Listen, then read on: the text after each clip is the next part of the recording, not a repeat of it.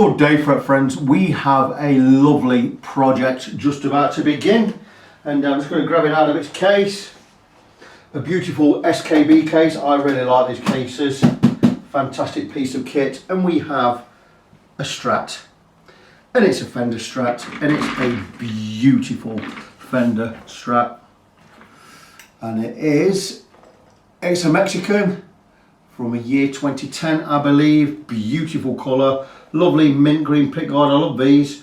It's a lovely blue. I mean, it's not white, but it's a very, very pale blue. It's a beautiful thing, and this is coming. It needs a setup. It's probably going to need a little bit of fret work, but what it really needs and what the owner really wants is he wants a varnish taken off this neck. So we are going to strip the varnish from the neck.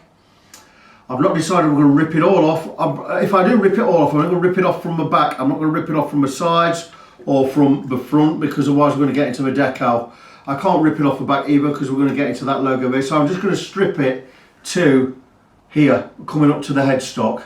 I'm going to strip all this here, leave a little bit on the sides, but just where the hand goes. And once that's done, I'm going to strip it with sandpaper. Once it's all done, I'm going to oil it with boiled linseed oil, 2 or 3 coats, certainly no more. We'll give 2 days drying between coats, so it's going to be 6 days in drying that. Well, I don't give 2 days, because boiled linseed oil will set and dry in 8 hours. So it depends about the humidity and heat in here, but certainly it's going to have 3 days drying. Something else we've looked at is, I asked Rich if he wanted me to put the tone on the middle, on the bridge pickup, and we normally put it, that's a middle tone, that's a neck tone, there's no tone on the bridge. But what I've decided to do is we're going to make a master tone. We're going to get tone for all 3 pickups is going to go on the middle, and we're going to turn this pot into a bridge pickup blend pot. So when we are in positions, I don't know what we do it. Back to me is 1, back to me is 5, but some people say that's 1, 2, 3, 4, 5. So when we're in the neck position, just the neck on its own, we are able to blend in the bridge pickup. So you can have these 2 pickups on, and when we're in the position, this position, which is middle and neck, again, we're able to blend in or out the bridge pickup, giving us all 3 pickups. I actually love that mod. The tone will be a master tone for all 3 pickups, so that's something I'm really looking into doing. I've quoted a price to Richard. He's absolutely fine with the price. He's also got back to me and said, and also, if you want to change the nut, or if you think the nut ought to be changed, change the nut and add that on. He's not worried about the expense. So that is great guns. The nut looks fine to me. It's not a bone nut, but it is an original Fender nut. It is made out of a substance called Cyclovac. I actually stock these blanks. Cyclovac is a man-made material, very, very similar to what Graphtec are doing with their Tusk and New Bone nuts. It's supposed to be self-lubricating. It resonates well. It doesn't alter the tone in any great significant way. It should give you the same kind of tone you get from a bone nut. I've already looked at that nut. I think that nut is absolutely fine. It may want a little bit more shaping. We certainly need to cut the slots a bit deeper.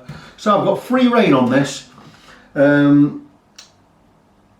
Richard's also said no matter what it costs, even if I do this mod on here and it doesn't work as planned, it's still going to pay for the pot and for the work anyway. So it's given me free rein to do what I like. All I need to do is make sure that the middle pickup is reverse wound, which it should be, which makes it more or less hum cancelling, because he wants to keep that twang, that middle pickup twang.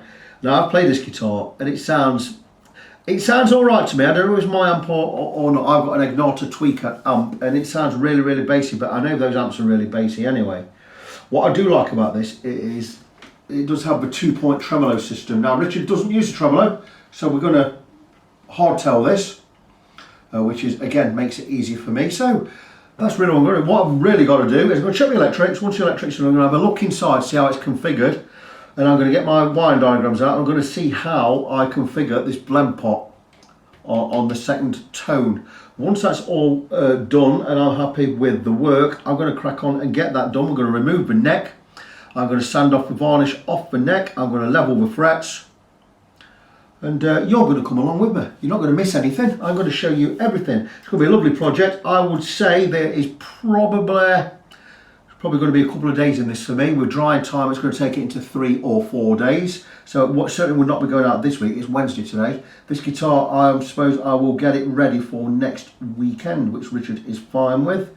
Strings, he sent me a set of strings, 942s will be going on here. I can see the frets looking at them. We've got some flat spots, we've got some wear spots, so we're going to need the full bit. So we're going to go with the fret level and set up. We're going to modify the electrics, which I've already priced out, and I've already priced him on varnishing the neck. It's going to be the whole job is going to be in the region of £200, maybe a little bit more if I have to buy a pot, which I may have to do. But that's the kind of region we are looking at. Richard's very happy for me to. He just wants his guitar played as well as it can play. He's very happy with my suggestions for the modifications. He's going to love that. I've not actually done the modification myself. I was going to do it on my own Strat, but I never got around to doing it. And I will certainly do it to my own Strats in the future, but I've never actually done it yet. So I'm really looking forward to that. There's not anything else I can do. If it did have a humbucker in the bridge, I would also put a coil split on there, but it doesn't. It's a 3 single coil standard Strat, but what a beautiful looking thing. Probably one of the best Mexican Fenders I've seen. Nice thick piece of rosewood on there. I like to see a nice thick piece of rosewood, not like the little crappy veneers you get on the new on the Chinese ones and the classic series, which I really don't like. I don't want to see a veneer piece of rosewood. I want to see a nice thick piece of rosewood on a maple neck. It really does it for me. But anyway, I'm going to crack on. I'm going to do some a little bit of investigating. I'm certainly going to do more research on this today than I am physical work. And I'm going to get it all planned in my mind what I'm going to do with it. So I don't think I'm physically going to do anything with this guitar today. But I certainly will do some research and I will come back and let you know what I plan. It's possible that when you do come back, this guitar will be in bits. The neck will be off, the tuners will be off, the electrics will be out, and well, let's wait and see. I'm going to nip off now. Be an update sometime, probably not today, maybe tomorrow. Probably going to be an update tomorrow. Come back and go on this little journey together, eh? Okay, friends, we are back. It is the 26th of December, year of our Lord 2019, this day commonly known as Boxing Day, and I am cracking on with this beautiful Mexican Strat. Just going to show you again. Wow, what a beautiful weight this has got. Beautiful, beautiful guitar. And I've decided what I'm going to be doing with the electrics, and we are going for a very, very nice custom wiring job on this. We're going to install a push-pull. In fact, what we're going to do is, that's normally the middle tone, that's the neck tone. There's no tone on the bridge, but normally we can wire this onto the middle to give tone on the bridge. I'm not doing that. What I'm going to do is I'm going to make the middle tone a master tone for all 3 pickups, and we're going to change this part, and we're going to put in a push pot, specifically this one, push tone pot. And what we're going to do is we're going to do a fantastic wiring upgrade on this. We're going to go, it's for a Strat with push for series connection in position 5, and what that does is it gives us a regular 5 options, but it gives us 5 extra here. And with the push pull, we're going to have to bring in, well, first is going to be bridge, first position, then middle and bridge in parallel, then middle, exactly the same as a normal switch in bridge, middle and bridge parallel, middle. But where you normally get middle and neck parallel and neck on positions 4 and 5, we're going to bring in neck and bridge in series with middle parallel, and neck and bridge in series normal. So we are able in that position to bring in the neck the neck pickup with the bridge pickup. We're not going to be able to have all 3 on like I thought we were going to. We could have done that with a blend pot, but we are going to have the option to have these 2 pickups on in parallel, in series with middle parallel, and just regular in series. So it gives us the option of bringing these 2 in. That's really going to give us more tonal options down the line. I'm really quite liking that. So not too difficult a modification, but it will be the first time I've done it. Let me just show you again in case I've not explained it right. And there's all your positions, what you get there. How good is that? So I'm just going to message Richard, let him know what I'm doing, and let him know the options we are getting with that. All it means I'm going to do is I will be changing the original capacitor in there. I'll be sticking in a I think I've got some Mullard mustards, new old stock from the 60s. I'll stick one of those in. They're a beautiful, beautiful capacitor. A bit of a wiring upgrade, and the push pot. This is a brand new push pot. I would imagine it is an Alpha brand because they're the ones I normally buy. It'll be stamped on there somewhere. Anyway, push, great option. Push a lot easier than push pull because you ain't got to get your fingers on pull up. You just press it and press it again. Really good. So I'm going to crack on with that. and then we're going to look at the rest of the stuff we know we need to be refreshed with, because there's a lot of work to be done on this one. But I think I'm going to do the electrics first, get them all working, and once I'm happy with the electrics, I can move on to the other jobs in hand. Welcome back, friends. It is the 26th of December, year of our Lord 2019, commonly known as Boxing Day, and I've decided what I'm going to be doing with the wiring on this beautiful guitar. This is probably the best Mexican Strat I've ever handled. The weight is fantastic and it looks superb. What a beautiful guitar. Anyway, the wiring options are, we are going to basically, on a Strat, you'll have two tones. You have a tone on the middle and a tone, a tone on the neck, tone on the middle. But what I'm going to do is going to make this a master tone. I'm also going to wire in the bridge pickup. So I'm going to have a master tone for all three pickups on there. There's going to be a master volume. We're going to turn this pot, we're going to change it, we're going to take it out, we're going to put a push pot in there. And what that is going to do is it's going to give us more tonal options. And basically this is a Strat wiring with push pull for series connection in position 5. Well, it says push pull on there. I'm not using a push pull, I'm using a push because they're much easier to operate. Push for up, push back for down. And what that does is, we've got a normal 5 position on a 5 position switch. We've got bridge, middle and bridge, middle and neck. That's your 5 positions. With your push pull down, you get the same first 3 positions, bridge, middle. But on position 4, you get neck and bridge in series with middle in parallel. So that's all 3 pickups on. And in position 5, you just get neck and bridge in series. So that gives us all 3 pickups on in position 4 with the push out. And it gives us just neck and bridge on position 5, which gives us those Telecastre options. So we can have a Telecastre option, this pickup and this pickup in, or we can have all 3 pickups on. That is going to be so good. I'm going to show you the wiring. Don't know where I got this diagram from, I had it a while. And I'm going to do it on this guitar. So all I need to do really is add in a push pot, which I've got one there, Alpha brand. And that's brilliant, so I'm going to really enjoy that. I'm going to do the electrics first, because I want that all working properly before I move on to the other areas of the neck. Don't forget, we need to do a complete fret level on this, and we're going to remove the varnish from the back of the neck, and we're going to actually oil the neck up using some, what oil am I using? Totally forgot. I'll get back to that in, boiled linseed oil, that's what I'm going with. So a lot of work to be done specifically on the neck. The nut doesn't need to be replaced. Though if it is, it could be, I could replace it for a bone one, but why, if it's not broke, why fix it? So I'm going to leave the nut intact, otherwise I'm going to add to the expense. Anyway, I've already talked to Richard about this, I've let him know what I'm doing, we've already agreed a price. Quite a big project, a fantastic project for me right now between Christmas and New Year. My wife's gone back to work today, she's only had Christmas Day off, and she's only got New Year's Day off next week, so if she's working, I might as well be working. So that is how it's going to be. So I'm going to crack on. I'll come back and show you a little bit of the electrical work. What I'm going to do is I'm going to plug the guitar in first, make sure everything sounds right again. I'm going to check the wiring, how it is, just to see that it is all standard. And then we're going to start pulling things out. We're going to do some reconfiguration, wiring diagram. Absolutely fantastic. If you've got a Strat and you want the options of bringing in the bridge pickup with the middle and neck, or the bridge pickup with just a neck pickup, this is the wiring you want to go for. Absolutely fantastic. And all you really got to do is change the pot in the second tone position, the one nearest the input jack. Fantastic mod. First time I've done it, really looking forward to it. And I'm going to crack on with it. Okay guys, I've completely changed my mind about the wiring on this guitar.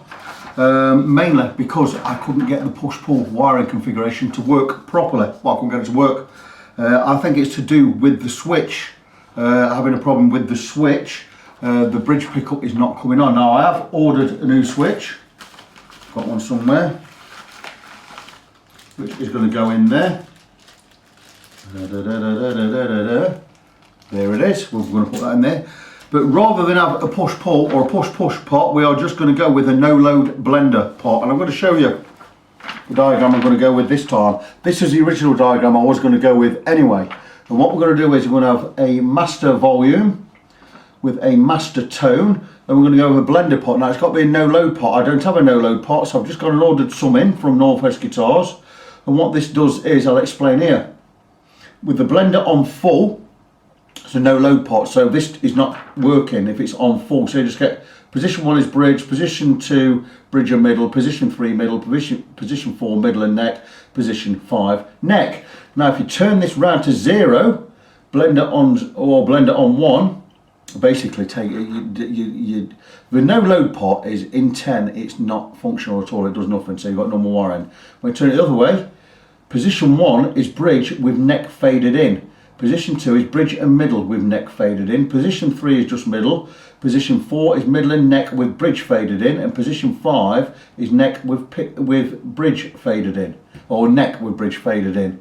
So in the full position on 10, there's nothing. But as soon as you move it from 10, it's going to give you these options here. So you can always have, in one area you're going to bring a bridge pickup in. We go the other side, you're going to bring the neck pickup in. So you've got them blend options. And the good thing about it is, as you turn this, you blend more or less in. So you can bring in the neck position, you can bring the volume in a little or a lot, and in the bridge position, you can bring the neck in a little or a lot. It's going to give you so many more options. A fantastic mod this is. Let's try and get it straight so you can read it.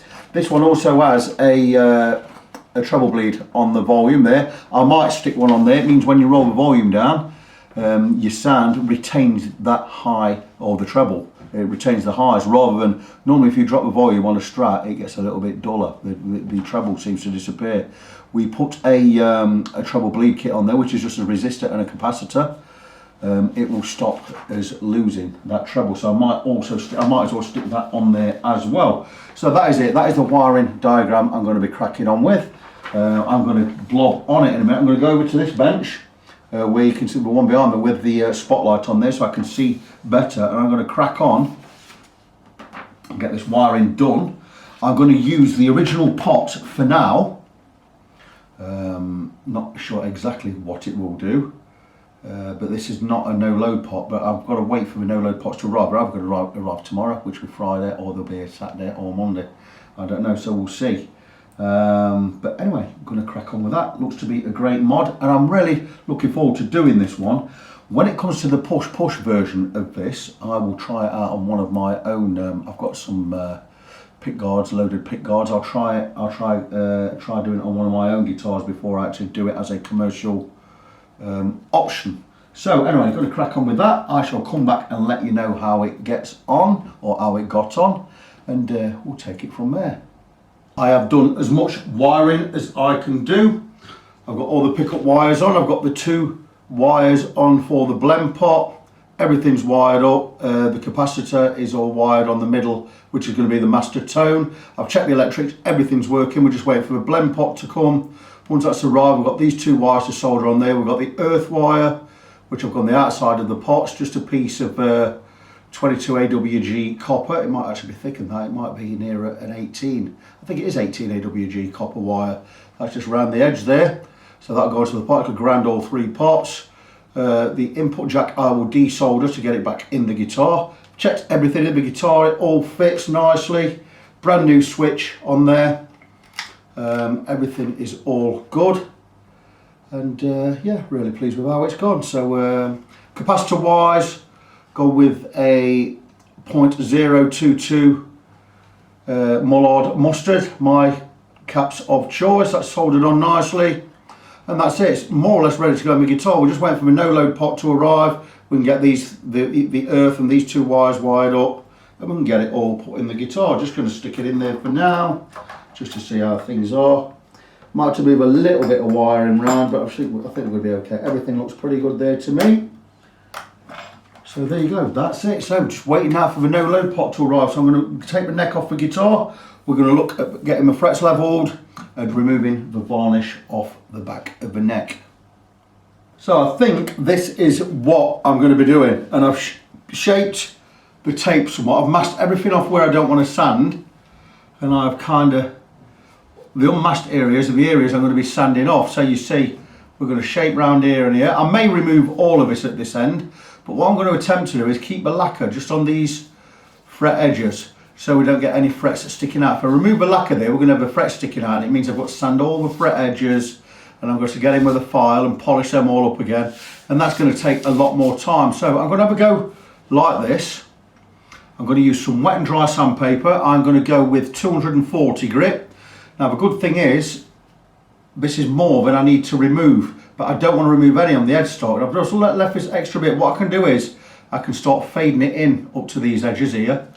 I'll remove it all up to there and I'll fade it in there as well, and I'll fade it in here. So between there and there, we're not really going to be removing anything, even though I can fade it in. But I'm going to bring this right back to the wood. And it may happen that I may have to remove the lacquer from the edge of the fingerboard as well. And if that's the case, I will do that later. It just means a little bit more work. But what I'm attempting to do is just get rid of all the lacquer in this area, bring it right back to the wood, and then we are going to give it 4, 5 or 6 coats of true oil, which is going to be a couple of days curing on that. Now the good thing about true oil, or the oil I'm using board linseed oil, the good thing about that is the dry time is about 2 to 3 hours. It means I can get 6 coats on in probably 12 to 18 hours, which is great. And dry time is only about 4 or 5 hours, or 2 or 3 hours between coats. So it's not going to take more than 2 days. So I think that's going to go well. I've not had any sandpaper on there yet. I'm waiting for Richard to get back to me to give me the go ahead. I've got everything masked off. I'm probably going to be using some water as well. I know I'm going to be removing this. I'm just not going to start anything until Richard has got back to me. If it happens that I have to remove all of this, including this area and right up to the frets, I will do so. But it will mean I'm going to sand the beveled edges of the frets. Now, the good thing is, I'm a fretman, and it's what I do anyway. It just means it's going to be a little bit more work. I've got a price in mind. I've already quoted Richard a price for this, and I don't think we're going to go over it. It all depends about the time and the hours. He already knows there's going to be 8 hours in this. I mean, 8 hours at 25 quid, work it out. So I'm charging 200 quid for the whole job. All being well, I don't think it's going to go over time. If it does go over a little bit, I'm not too bothered. It's all about getting this smooth. I mean, we don't have to completely remove the lacquer. We could just sand it, and it will get something. You won't be sticky, but he wants it off. And I'm thinking probably leave the lacquer on the back, because we've got transfers and fender transfers on there, as on the front. Leave it all around this edge. I may just remove all of it, or from there downwards. You know, we'll see how it goes at this end. I mean, I don't necessarily have to remove it at this end. We'll just see how it goes and see what it feels like once I leave the lacquer on the edge of that fingerboard there. I'm not going all the way down. I will be able to still sand some of that off anyway. So that is the plan. I'm thinking of going with some 240 grit sandpaper, then some 400 grit sandpaper, and when it comes to smoothing off, I'll be going 600 grit and upwards. I'll be using wet and dry over 600. All being well, we'll get a nice smooth finish. And that's that. That is the plan. Let's hope it goes well. I'm sure it will. Welcome back, fret friends. Mini update. The no-load pots arrived at the weekend. These are a CTS no-load pot. Now you want to be careful where you buy these from, because if you go on eBay, chances are they'll say the Fender ones and they'll charge you 10, 11 quid for these. But I didn't go there. I went to Northwest Guitars, and these are CTS. And the great quality. And these are, I think it was about £6 a piece, about 6 quid, which is €7, $8 whatever, which is a fair price. And how these work is, on full, on 10, they're not functioning at all, but you turn it down to 9, and that's when they kick in. And this is what we're going to use for the blend pot. I would imagine that these are an audio type pot. Doesn't say, it just says 250k. But that's fine. These are no-load pots anyway that we do need for the blend pot. So I've got 3 of those. I'm going to put one of those in later. I'm just going to move on to the neck area. I've started sanding the neck, and my goodness, I may have underquoted for this a little bit. That is with a lot of sanding. It's only just starting to get to the wood. And how I did this, I actually scraped off most of the varnish. No, I don't have a scraper. But what I do have is, they're a bit as good as a scraper. These are a straight edge, from a right angled straight edge, and they've got a lovely flat surface to them, and they will scrape, and it's just a matter of, you can see there, we can remove the varnish that way. But you've got to be really careful, because you don't want to be going too deep and break into the wood. But look there, see what I've just scraped off there?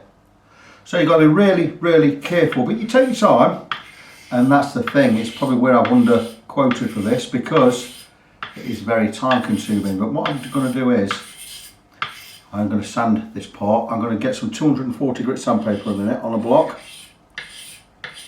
But there are many layers of lacquer on here, so it will take some doing, but there you go. I've made headway in that part already, look. What I think I might do is just stick this end in a vise and I'm able to work the scraper better, and once that's done I'm going to come across with some 240 grit.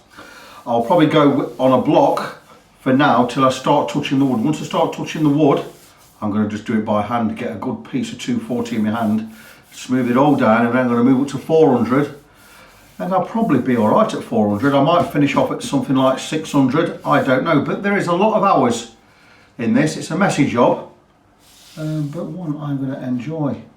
As long as you've got good light, and I've got good light today because I'm working at the window, but that is scraping off nicely. I can't get in a better position to show you how much easier it's coming off, but there you go. I think you get the idea. You're seeing that. So that's where I'm going to be at today. So I'm going to take my time. If this takes me another 3 hours, you know, it's not too bad, is it? But then we've got to be looking at me doing, don't forget the frets still need levelling, which I've not even looked at the frets yet. So a lot of work in this. I think when all's said and done, it's going to be 7-8 hours probably. You know, I certainly didn't quote for 7-8 hours, but that's okay. I'm happy with the price I've quoted for this job. But like I say, the most important thing is don't scrape through to the wood, because you don't want to be changing the neck profile. I mean, look at that, we're getting a lot off here already. Look, you don't want to be changing the profile of a neck. You want to keep the profile there because it's what, you know, it's what you're used to. And once you get it back, if you get it back, it's gone from a D profile to a shallow C. You're not going to really be happy, are you? So anyway, it is coming off. Messy, messy job. I've got shavings all over the bench at the moment. My missus came up in the weekend and hoovered everything up. She does that now and again. And I say, don't go over in my workshop. I drop some screws. I need them. Blah blah blah blah blah. But you know, what can we do? But anyway, I'm going to crack on with this. I'm going to get in a better light, and we're going to get some sandpaper on there. And you can see where I've masked it all off. These are the areas I don't want to be going into where I've covered up there. I mean, I could even do all of this area if I wanted to. I just think it's going to sit better if I don't. So that's not looking too bad. You know, we are getting down to the wood there, so maybe it's a little thinner there. But you can start to feel this if you really, really feel. You'll feel where you're getting in and where you need to keep going. It can let you know when there's no varnish, or lacquer, or whatever you want to call it. Good thing about this, it's quite soft, so it comes off quite easy.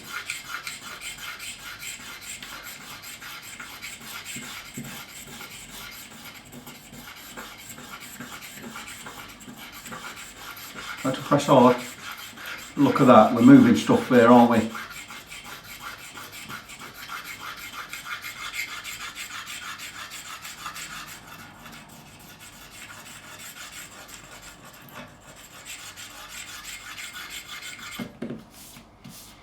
There you go, it is coming off. That's not bad at all, you know, it's not bad at all. The other thing with this is there's a little nick in there, look. And what this will do is this will show up nicks you didn't know you have, because wait a minute, if you get a little nick on a guitar neck, rather than sand it and change the shape, what we'll do is we'll spray over it and the lacquer will fill in that. And once you start removing lacquer, they'll start to become exposed. There's a tiny one there. We are going to be able to sand that one out without changing anything too drastic. Now we are getting there. Like I said, with this I'm going to, once it's all done, once we're down to bare wood, I'll sand it down to 400, maybe 600, probably 400, and we are going to put 3 or 4 coats of boiled linseed oil on this neck just to keep it nice, you know, stop the moisture getting in, and yeah, that will be it. So I'm going to crack on with this. I'll come back later to show you how I got on.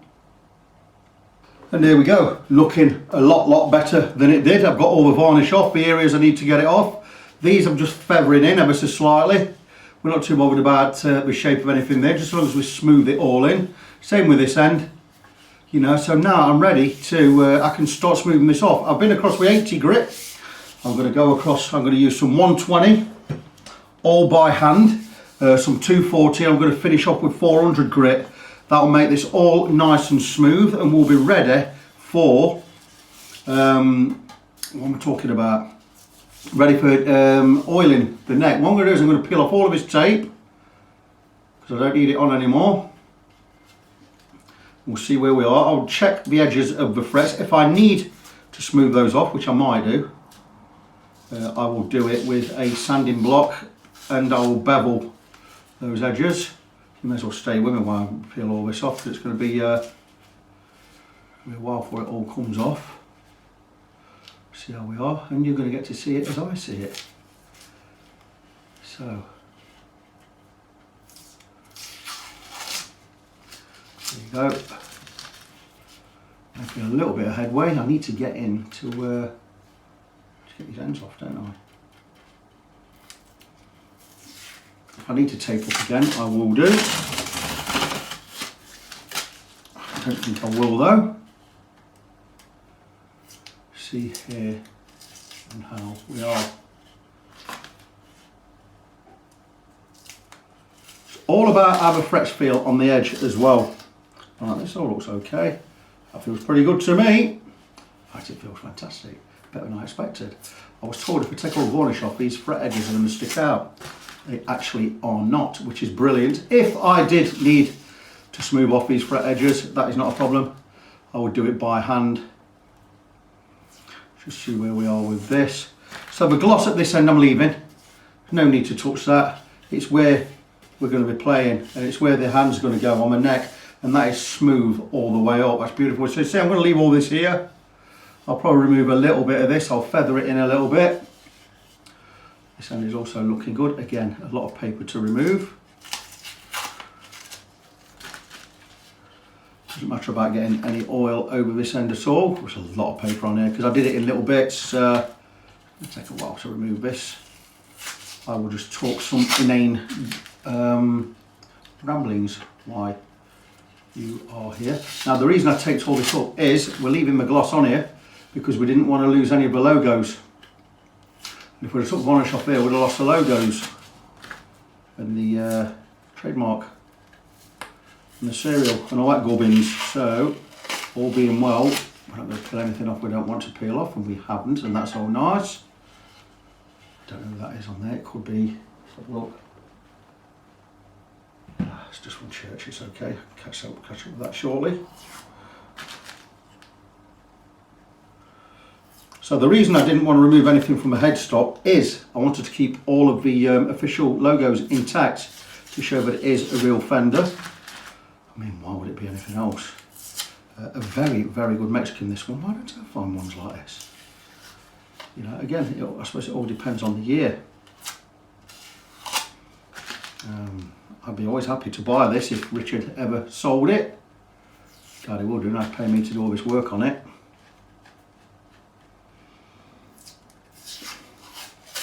So there you go. So there is the neck. I wanted to keep all the varnish on there and there, or all the lacquer, because we want to keep the logos. So we haven't touched that, but we removed all of the lacquer from the playing area, from where the hand goes. And that is really, really smooth. But what I am going to do is I'm going to take some 400 grit, and I'm just going to go up the side. Can you see that? Of the bevels of the frets, just to make sure there's nothing sticking out. It's a piece of well-used 400 grit.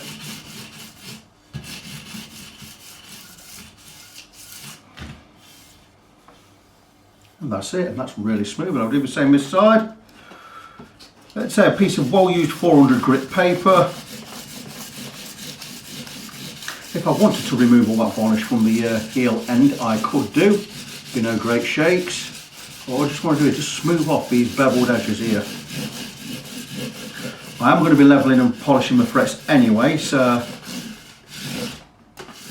it does not take a lot of work. And that feels beautiful. We have no fret edges sticking out. That is beautiful. I think Richard is going to be really, really happy with this. I would like to probably just tidy these edges up just a little bit around here. You know, so a little bit more sanding to be done there, but where the oil meets the varnish is going to work. I'm really quite happy with that. I'm sure Richard's going to be too. So it's not been a cheap job for him. Just keep going a little bit more with these fret edges. I think I may well remove all of the varnish at the heel end for this guitar, just looking at it. I didn't want to create too much work for myself, but I think it's going to be fine.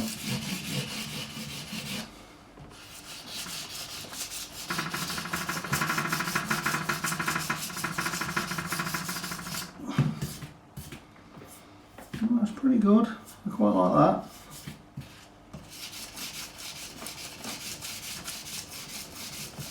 You know what, in hindsight, I think I'm going to remove it. It's just going to look better if I remove all of it, isn't it? We'll see. I'll ponder it and see what I think. I'll see what Richard thinks as well. It looks pretty good as it is. I do need to polish a couple of things up though, so we do have some areas around where I need to remove some stuff, or remove some varnish still. I'm going to go through the grits like I said.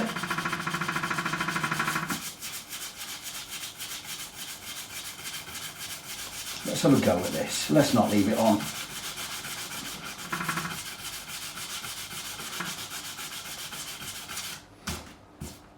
Or at least that, just rub it in a little bit. That doesn't look bad at all, does it? I could get some 120 grit out now and smooth this all off with some 120, I think.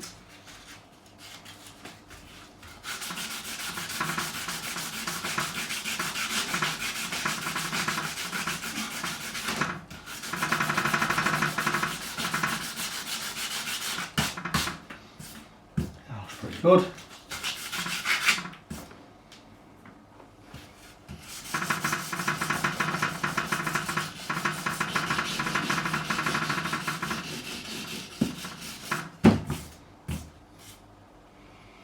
How's that looking? What do you think? I think that looks pretty good. So anyway, smooth it off using some finer grits. I'll probably tidy these areas up a little bit. You know, at least move the top surface of the varnish. Let's see how we get on. Check back later. Moving on. I've not finished off the sanding of the neck yet, going with the finer grits. Reason being, I'm moving on to the frets because it makes more sense to do these frets today, and I can do my oil coatings later once I've sanded everything. Reason that is, if I start oiling this, I've got oil it, let it stand 3 or 4 hours, oil it again, let it stand 3 or 4 hours, oil it again, and you get the idea, and I can't do anything else. So what I've done is I've taped up all the area I've sanded to keep it clean, but I've also gone right up to the edge of the fingerboard at the top, and that means I can get the fingerboard taped up ready for working the frets. Now I have some absolutely fantastic news, both for Richard, who owns the guitar, and me, who is working on it, and that is that the neck is straight and the frets are level. I cannot find a high fret on there, which is absolutely marvellous news because it means I don't have to level them. But that said, I still have to recrown them because we have flat spots on a lot of these frets, and what we're going to do is where they're flat across the top, we're going to recrown the whole lot. And once I've recrowned them, I'm going to have to polish them. So, not going to remove any of the old unscour or detritus from the fingerboard as yet. I'm going to get it taped up. We'll do all that when we clean the fingerboard later. Another good thing is I do not now have to remove the nuts. Now this is not a bone nut. It is a man-made substance called Cyclovac, which Fender use in their man-made nuts. It's meant to replicate bone. They're pretty good, pretty much in line with the Graphtec Tusk TUSQ man-made bone or man-made ivory nuts, which I used to use. Now that said, I don't use the Graphtec ones anymore. I only use bone nuts because I just think they fit better and they just work better, especially for me. But that said, there's no reason to remove this nut. It's a fine nut, there's plenty left on there. And it makes the job a little bit easier and certainly makes it a little bit cheaper. Not that it's going to be any cheaper for Richard, because it isn't, because I've already quoted him a price which we agreed on. It's not that we agreed on now and making money out of it, and you know, God forbid. It's that the work I'm doing is still worth more than I'm actually charging. So like I say, what I'm going to do now is I'm just going to take the fingerboard up as it is. We're going to recrown all of these frets, and once that's done we can move on. I'm going to do that and then we're going to get them polished. And once they're polished and done with frets, then we're going to come back, we're going to smooth, we're going to sand this neck again, get it all nice and smooth, ready for the lacquer. And the lacquer will be the last thing we do to this neck. Once that's done, and it's going to take me a day, day and a half for the lacquer to settle and blah, blah, blah. And once that's done, we can get the neck back on the guitar and we can get it set up. I can get the electrics finished, and all in all, it'll be, I'm sure this will be great viewing for you guys. It'll be a great project to watch, but we will get this guitar playing absolutely supremely with great new modifications on the electrics. And I know I'm going to love it, and I'm certain Richard is going to love it. So stay tuned, and I will come back with an update in a bit. Okay guys, I've moved over to the other bench. This would normally be a refretting bench, or not a refretting bench, this is where I normally put the neck jig if we need a guitar or a guitar neck on there. But I also use this now because of I've got a spotlight up there which points at everything, gives me good light, and I'm going to use this for recrowning the frets. So what I'd normally do is I'd have all of the fingerboard taped up between the frets, like so. But I'm just going to tape a couple up just to show you what I'm going to be doing. By the way, getting back to how level the frets are, they are very level, but there is a high fret, fret number 4, which I'll show you in a second. Let's just get this taped up. I'm going to do 2 frets for you on camera, and you can see exactly what we're going to be doing. Now these frets are all flat across the top because they've been worn quite a lot, which is fine, it's normal. But when frets flatten, it's when we tend to get buzz. And what we need to do is, flat across the top like that, we need to get that crown back in, going this way. It's basically an upside down C shape or an upside down D shape, a semicircle. And that's what we're looking for along that way. So we're going to rebuild that. So I'm going to just get these all taped up. I'm going to show you how I do it now. I have a fantastic new tool to do this job. It's called a Z file. It's from Stumac in America. It cost me a lot of money. It actually cost me £125 just this one file.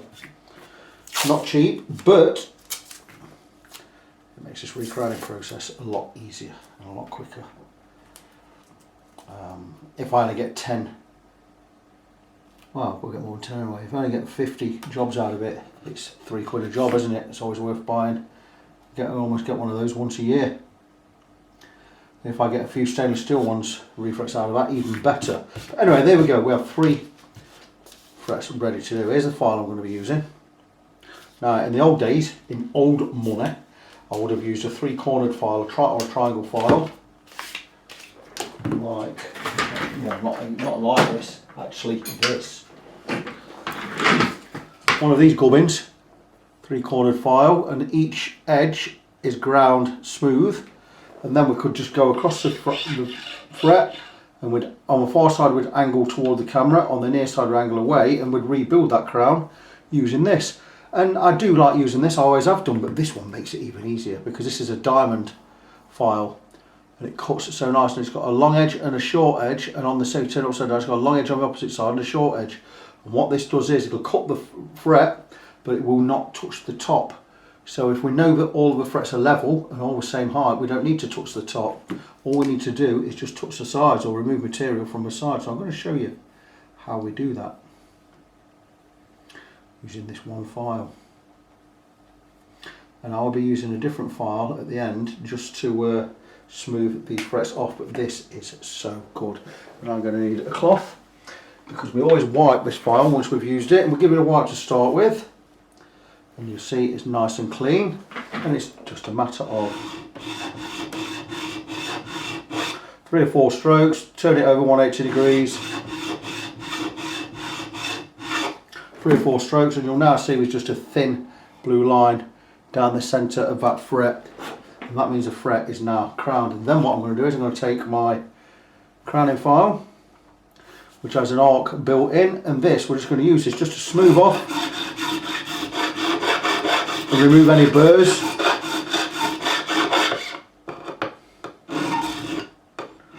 And that has smoothed it off, and that is beautiful. That is now recrowned. I'm going to take fret rocker. We all know what this is. We'll do 3 at a time just to make sure we're removing no height, and we haven't. And that one is done. It's now ready for polishing. We're going to go on to the next one. Exactly the same thing. Clean the file. 3 or 4 strokes.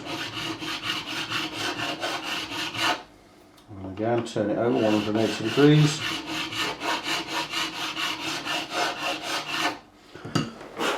A nice thin blue line right down the centre, just across top. That's the point of contact between the string and the fret, and we're looking for that to be about 0.3, 0.4 millimeters. Crowning file again, and we are removing, keeping it clean, and we'll just go over. And there you go, that's that one done. That's 2 done. I have probably 21 more to, what are we? We are 19, we're a 21 fretter here. 19 more to do. I'm going to get the rest of the fingerboard taped up. I'm going to crack on, get all these done. Once they're done, we'll move on to the polishing. And once that is done, we can remove all of this tape and we can look at getting this all smoothed off, and we'll start oiling that neck. Moving on to polishing the frets.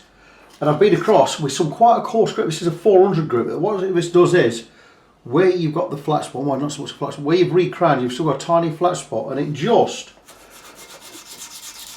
starts to polish that up a bit, just to get the lines going the right way, because we've levelled some this way anyway, but what we need to do is we need to get polishing in this direction, make sure everything flows this way. We did have to level one, I think it was number 4 we had to level, this one here, but I just like to go with some 400, just get things started off, and what this is doing is, it's getting the lines going that way the right way. And you'll see, like 400 grit for this job it's not too coarse, it's a little bit coarse. Now the edges of the frets we don't need to do, we don't need to roll over so much like we normally do on the other bench. We'll roll over with some 600 grit. But what we're going to do is, now we've been over with 400, we're going to move on to the polishing grits, and we're doing 600 through 2000. So 600 grit, 800 grit, 1000 grit, 1200, 1500 and 2000. I have numbers written on the back there: 6, 8, 10, 12, 15, 20. And it's just a matter of, got some a nice big piece, more than we actually need. I'm going to start at this end because it seems to work better that way, but we're just going to wet the back of his finger so it holds the paper, and it's just going to go over the top, and we're going to get into the corners on the far side, and that's it. And we're going to follow all the way down. And there should be enough paper here just to do these 21 frets. Just going across into the corners, over the top, and it's just going to bring out all of the scratches. It's going to bring it to a nice shine. We'll finish off with, because we don't have a neck on the guitar, we're going to go with steel wool, super fine grade steel wool. I think the grade number is 0000 or quadruple 0 grade. It's super fine. If this was a guitar set neck or something, I would probably use rubbers to finish off. I could use rubbers on this as well. I'm not a big fan of rubbers. I think steel wool does it better. Anyway, here we go. Damp the back of my finger again, just so I can hold the paper. And you can see how it's working. I've got 5 more grits to go through after this.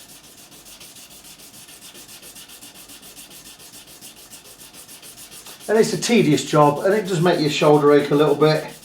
Depends how many you do in a week. If you're doing a lot in a week, you get used to it. It's not so bad. But when you haven't done one for a while, these are coming up really nice.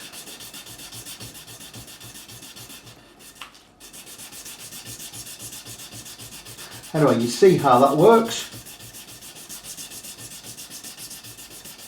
I'm going to go through with the other, finish off with this one and go through with the other 5 grits. And we'll have these down to a beautiful smooth shine. Finally, right at the end of polishing, I've gone with 7 grits of paper, including the 400. Finish off with finest grade steel wool. Just got these 2 to do. I don't know if you can see the difference between that one and these 2, or all of these and these 2. These are like glass. The scratches are gone. They are super smooth, super shiny, and they are beautiful. And finishing off with the finest grade steel wool, it's just a matter of really easy. Over the top and in at the sides at the same time. Just pinch over, press it in, And just beautiful. Look at those, they're amazing. And look at that, and we are all done. And that is like a newly fretted guitar.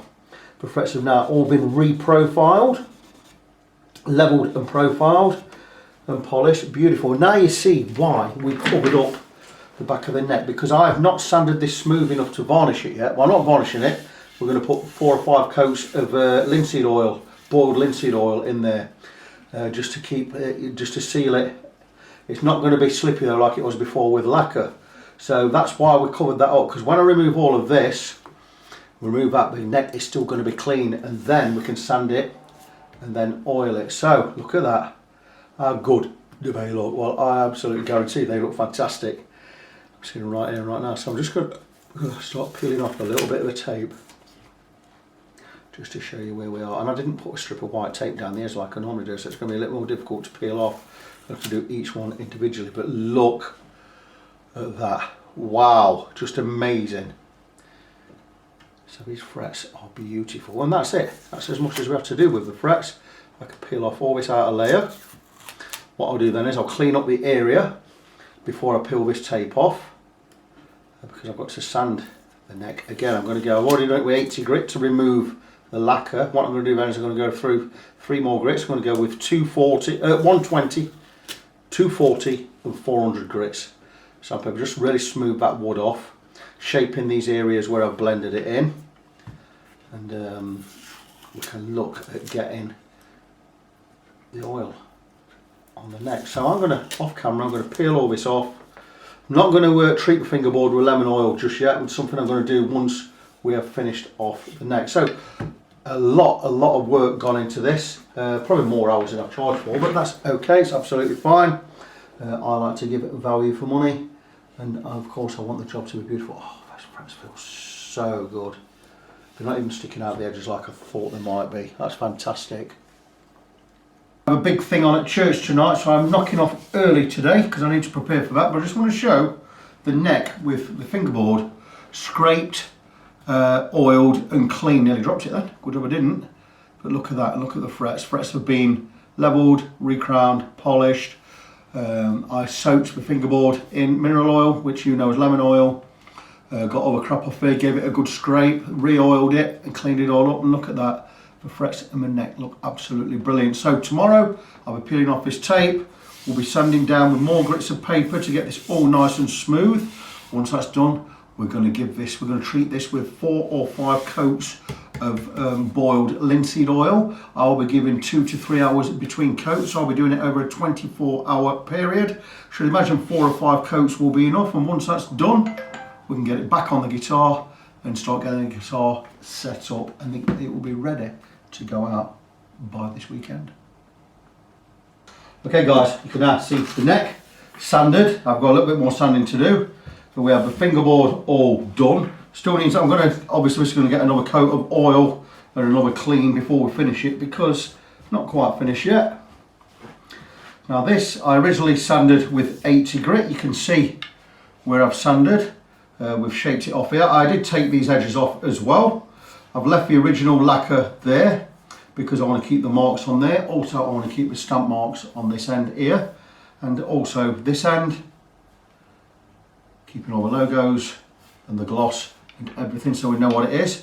But the playing area, or where your hand is going to be up here, is all now bare wood, and I have sanded it. I originally sanded it with 80 grit. I've also gone with some 120 grit. What have I done with that? There we go. Already given it a go with some 120. Blah blah blah blah blah. Now I'm going to give it a quick going over with some 240. Doesn't need a lot of work. I'm going to finish off with some 400. And it doesn't need a lot of work at all, and it's just a matter of, I'm going to curl this back the opposite way because it's on a roll. And there you go, and that helps, and maybe like this will do. But all I'm going to do is come down the length just to smooth it off, right the way up.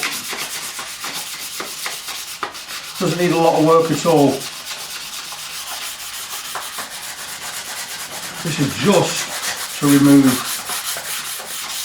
any roughness we've got in there. and I want to, maybe I should wet my hand a little. Do I have a sponge? Oh, I bought a sponge. That's really good. I'm going to wet my hand just a little with a sponge, and that'll help me grip the sandpaper a little bit better. And there you go, how's that? It grips a little. Now it's gone again. Maybe if I wet the paper a little. Wet the back of the paper, that will give me a better grip. There you go.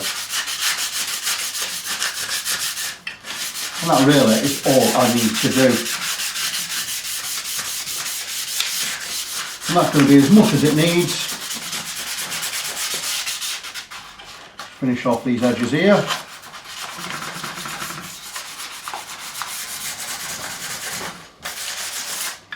Finally, with the 400 grit, same thing again, roll it back ever so slightly. Don't really need to be firm with this, just nice and gentle. And again, it's going to need to wet there.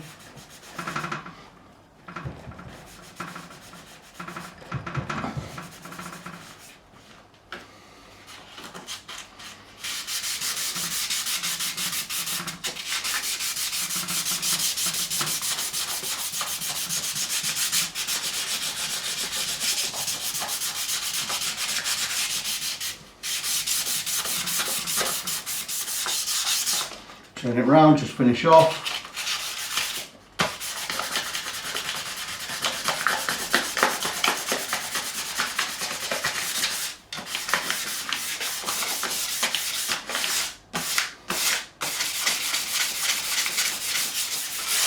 And that is it. And that neck is now super smooth, ready to take the linseed oil, boiled linseed oil. I'll be giving it 4 or 5 cups. Oh, that feels nice. So a little bit more work just here.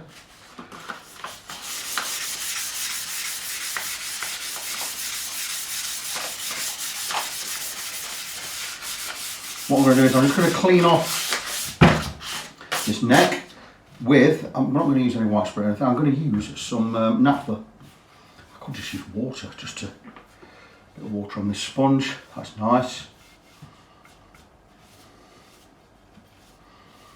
Clean it all off.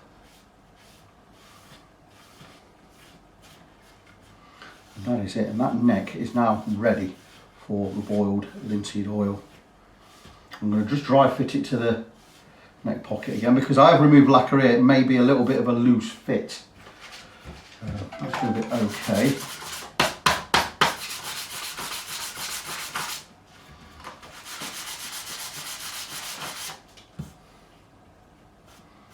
And that is beautiful. We'll let that dry 5 minutes, and that is now ready for the oil. Like I said, I'll do a little loose fit in the neck pocket and make sure everything's okay. It is going to be okay anyway.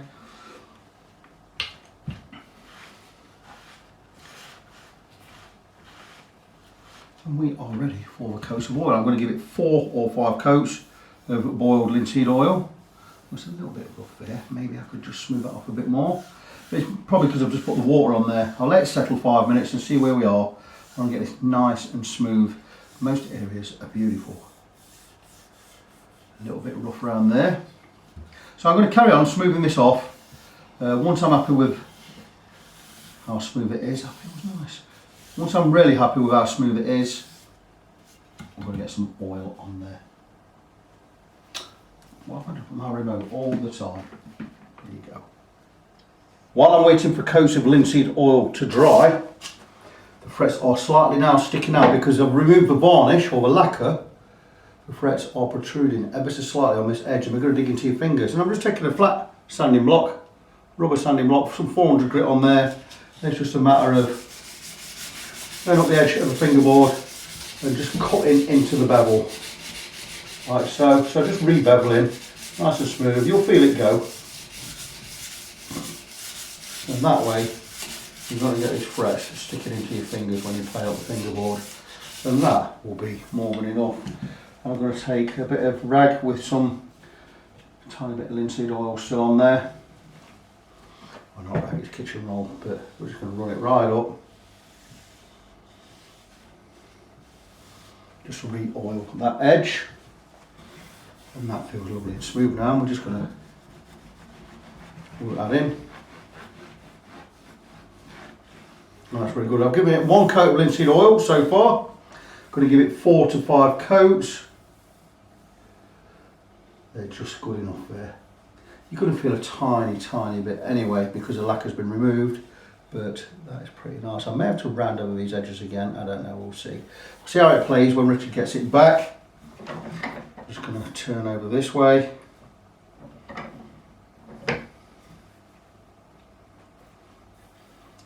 This side actually feels, the top actually feels really good. Probably a little bit of that edge there.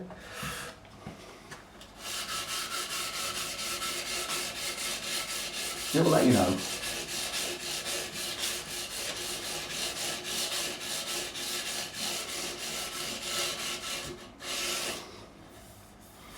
And there you go. Again, little bead of oil just down that edge.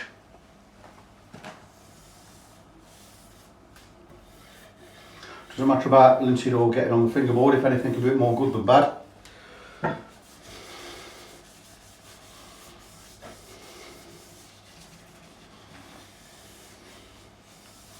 Let that dry off. Probably take about another hour and a half for that to dry off properly. We always wipe off the excess anyway. You will not believe how smooth this neck feels. I sanded it back after I'd stopped videoing. That is so, it feels like, I don't know what it feels like. It feels like glass. It is amazing. That is so smooth. Richard's going to love this. I did fit it into my neck pocket. It is a little bit loose, but once we've got the screw holes lined up, it's going to be perfect. That was always going to happen. We're removing lacquer from these sides because we removed probably 1/4 millimetre. It isn't going to rock. It's going to be absolutely fine. That feels so good. That really is fantastic. Oh, you can see from there. I'll just bring around a little and just wow. That is so smooth. Beautiful. Number 3 or 4 coats on there, 4 or 5 coats. It's going to be fantastic. I did try a little. I did put a tiny little bit of teak stain in there. Did it work or not? It looks okay. It's a bit blotchy in places, and that's just the nature of how it goes. But once you get the oil in there, you won't see any of that. It'll be nice and smooth. And that is, wow, it's just amazing. Richard's going to love this. Good stuff. While we're waiting for these coats of oil to dry, we're going to crack on with the electrics. And so we can free scratch plate, pick guard, whatever you want to call it. It's not really neat, it's neither really, is it? It's more than a scratch plate, it's more than a pick guard. But anyway, so recap a little. No load tone pot. I bought a set of 3 of these from these will cost you about 10-11 quid. You don't get the Fender ones, you don't get the CTS ones, they cost you about 7 quid. What we got in here? There you go. These were 6.5 quid each. They are CTS no load 250k tone pot. Good thing about these is when they are on full or at 10, they're out of a circuit, they're off. But when you turn it to 9, that's when the blend kicks in. And this is when we can blend any of these positions, neck or neck and middle. On this, we can blend in the bridge pickup. In position 1, which is a bridge, or position 2, which is bridge and middle, we can use this to blend in the neck pickup. So we can have any combination of pickups. We can have this, we can have both, we can have that on its own, we can have both, we can have that on its own, and we can have all 3. I mean, how fantastic is that? So we are going to put this in. Good thing about it is I can move the body out of the way completely because I removed the earth wire, which is fantastic. It means we're not going to have this on top of the guitar, possibly scratching it. So what we're going to do is, I've got the earth wire ready to solder on. I've got the other 2 wires I need for the blend pot itself. I hope you can see there. I could zoom in just a little, couldn't I? There you go. And here is the pot itself. Now I may need We'll see. We do have a tag on there which I'm going to remove. I don't want that tag on there. It may need some more, another washer. Because it all depends on how much it is that's sticking out.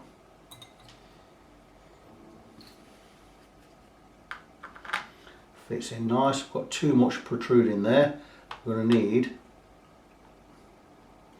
we're not going to stick another screw on there. If I have one, I will have one somewhere. Even an old one will do. As long as it works. Will this washer work? I don't really need this washer for anything else. I don't think it's going to go on, is it? Nope. Okay, that would have been perfect. So we'll see what we've got in here.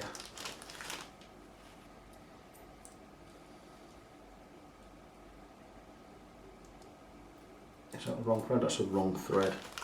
Okay, I will have something somewhere, just bear with. I'm going to leave all this on the video. This one. No, it's going to be the wrong thread again, so I'm going to need a CTS one. Let's go in for the magic drawer. That says common. This says not common, so these will be CTS ones. These are what we're after. There'll be something in here, I guarantee it. There's one here, here's one. That's the right one.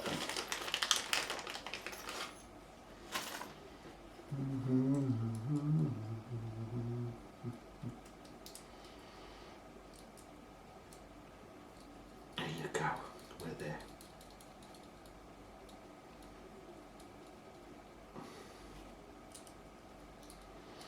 This is where we need to be.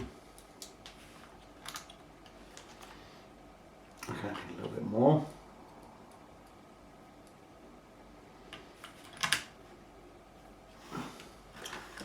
May not need that washer, let's see. Can't use that washer. Just a screw will be enough, so we're going to just peg that screw back a little. That's going to be fine.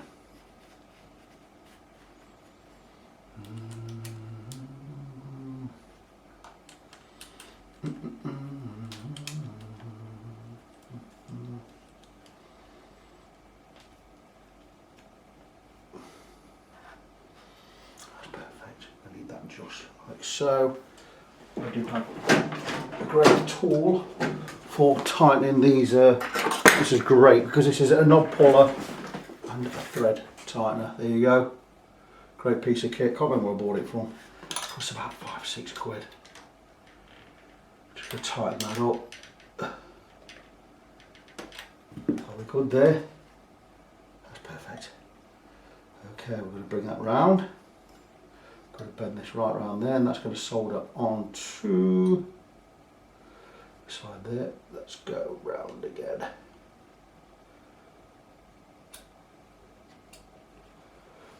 You can't see what I'm doing, can you, when I'm doing that? Just going to bring this round.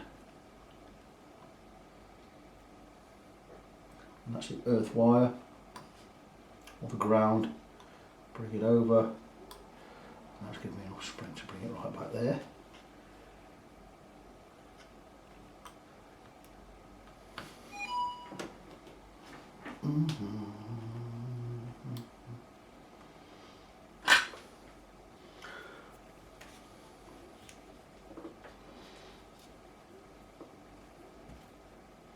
So we're just going to pull on the earth wire, bend it that way so it gives us some spring back there.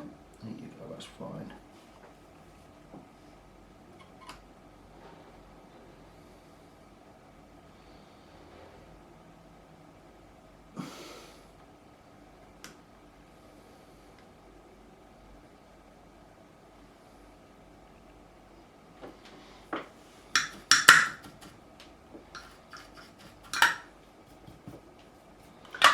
Earth wires connected. Let me just show you where we are.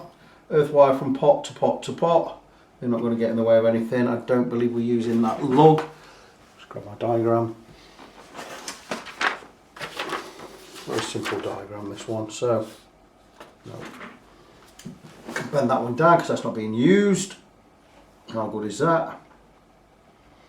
These two up. Diagram. May need to just snip these a little. Okay, the yellow one, which is at the front, Go into the middle lug, it's far too long, but we can. Let's just snip a little bit off there.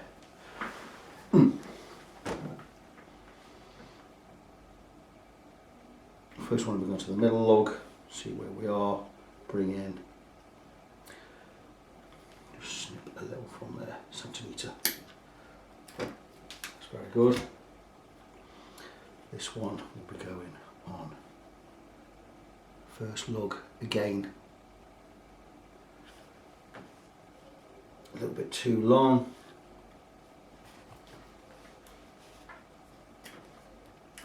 Measure twice, cut once, you know how it works. We're just gonna pull a little back.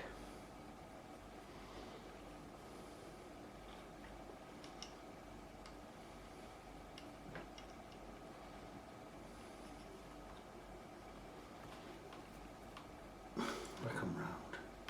There you go, that's beautiful.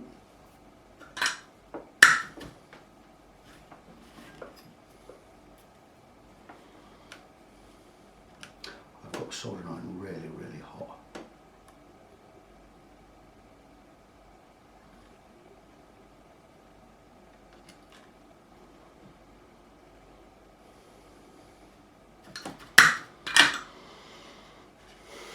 There you go, that got that. That one's on and in.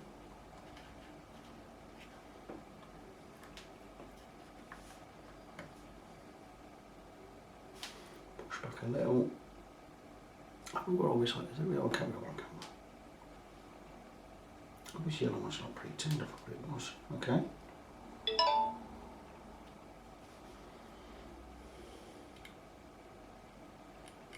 Oh, never mind.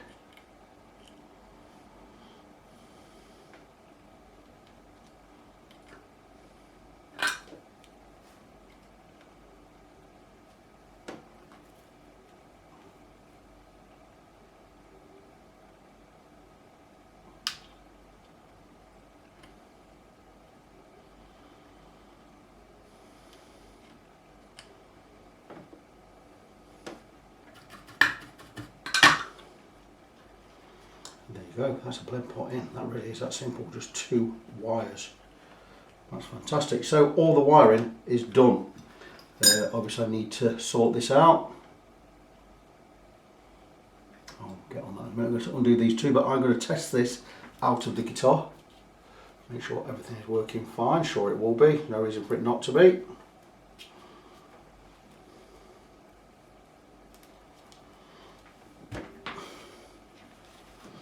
And there, my friends, is the wiring for the blend pot all done. Nice and neat. Got an earth wire there from pot to pot to pot. This is the 2 normal pots that came with the guitar. This is a blend pot, CTS. Very good. Everything's out of the way. It's all nice and neat. Everything is cabled nice, so nothing gets in the way. It all fits inside the guitar. Each of these wires for pickups are labelled up. And we're going to stick this back in the guitar. Oh, let's continue. Let's get this knob on there. Get that lined up, and there you go. And in the 10 position, it's off. Turn it to 9, it's on, and that's how you blend in the pot. May work 1 to 10. I don't know, or 2 to 10 instead of. We'll see. We'll find out when everything's plugged in. So that's it. Ready to go back in the guitar. I'm just going to test everything. Once it's done, I'll desolder the input jack. We'll put this on the guitar body. We'll solder this back in. And that'll be fantastic. So let me show you what this blend pot does. I'm going to show you the magic, because this is what it is. So we are going to stick just the bridge pickup on. Volume.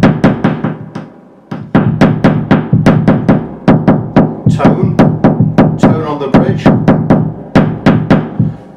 All the pickups are off. Let's blend in the neck pickup just by turning the blend pot off, turn it to 9, on, and that's bringing it in. It's blending the neck pickup in with the bridge pickup. Neck off. How good is that? Let's turn it off again, or tone. So we have a master volume for all three, master tone for all three, blend for this or this depending on what position this is in. Let's turn the neck pickup off. So we now have bridge, middle, tone, volume.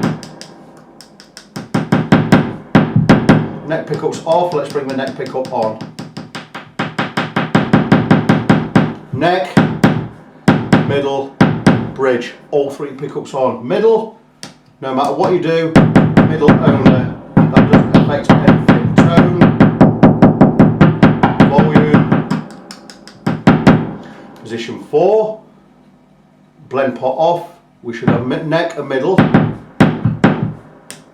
bridge off, neck, tone, middle tone, volume, volume. Now let's bring in the bridge pickup. So on, off, on, tone, tone, tone, volume,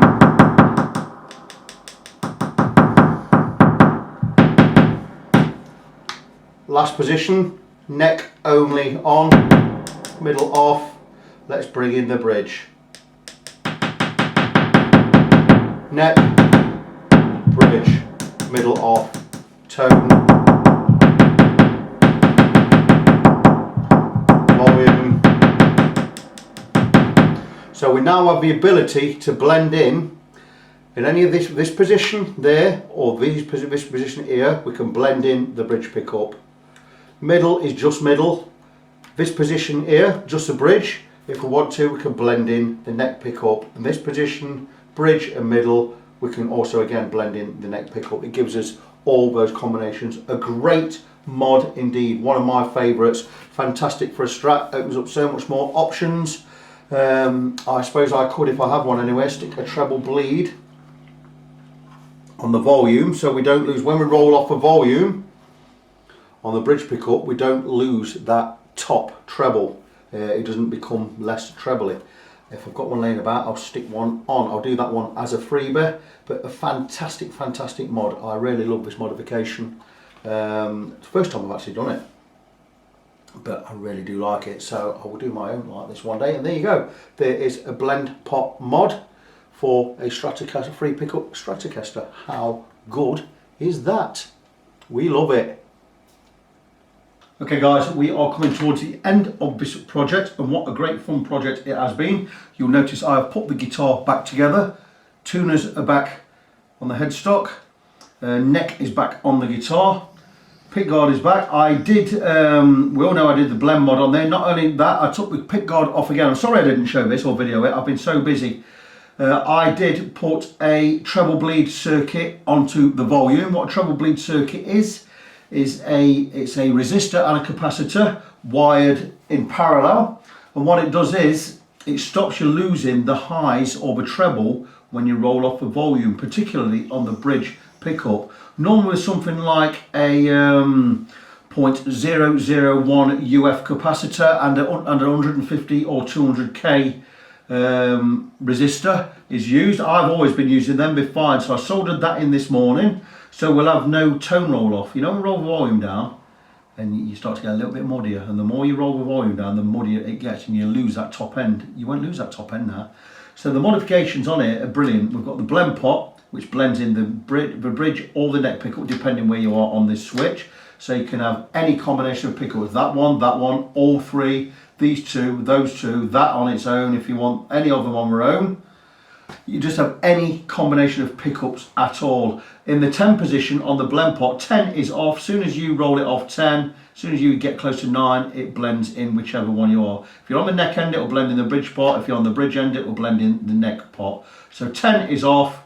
So at 10, you've just got normal Strat pickups, which will be bridge and middle and neck, and then you can blend in either on that. Fantastic modifications. I'm going to show the back of the neck for now.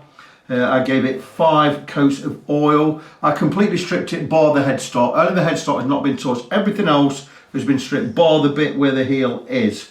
5 coats of boiled linseed oil, a little bit of stain in there. You'll see it's stained in some places, not others. It's how it works. Same kind of staining is underneath the lacquer. How they remedy that to make it look one colour is to put a tint in the latter layers of lacquer or nitro or whatever they use.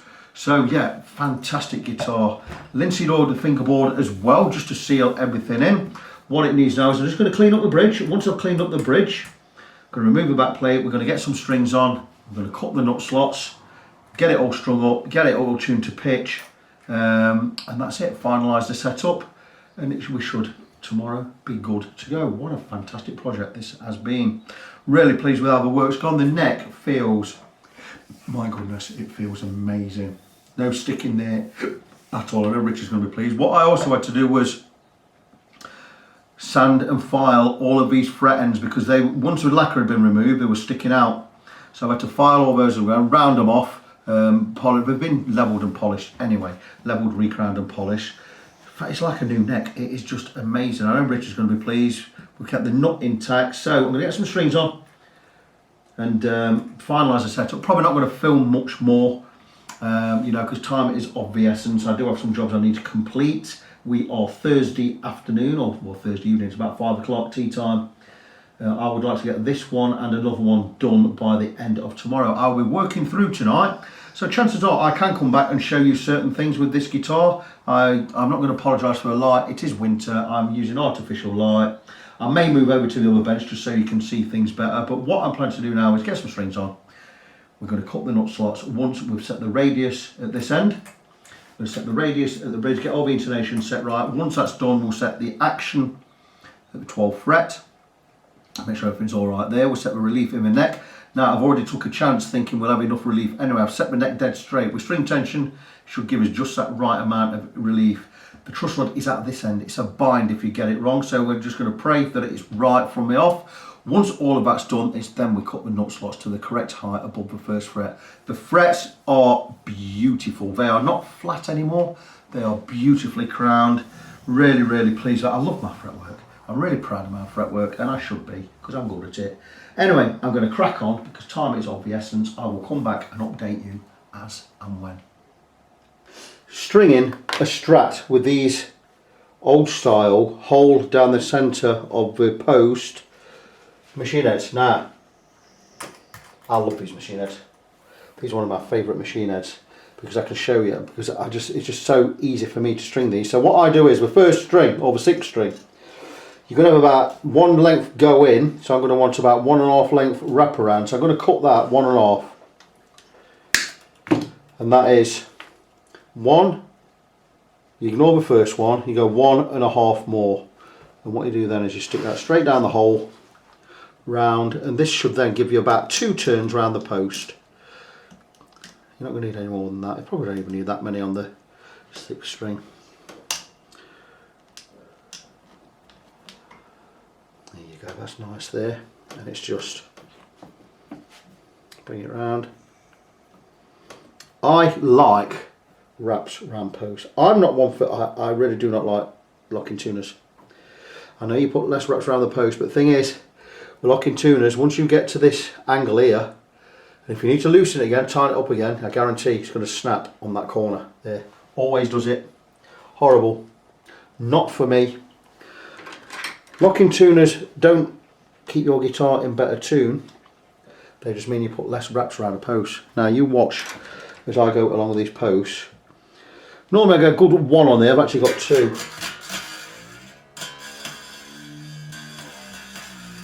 Don't worry about the height or anything yet, we're going to sort all that out in a bit. I already know that action's going to be way too low. It does have a shim under the neck. We may remove that yet. I don't know, we'll see. May not need it.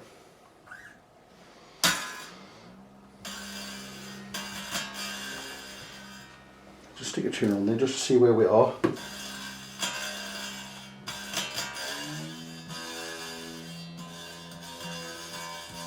Very, very low. That's very odd because we don't have a lot of adjustment on that saddle. So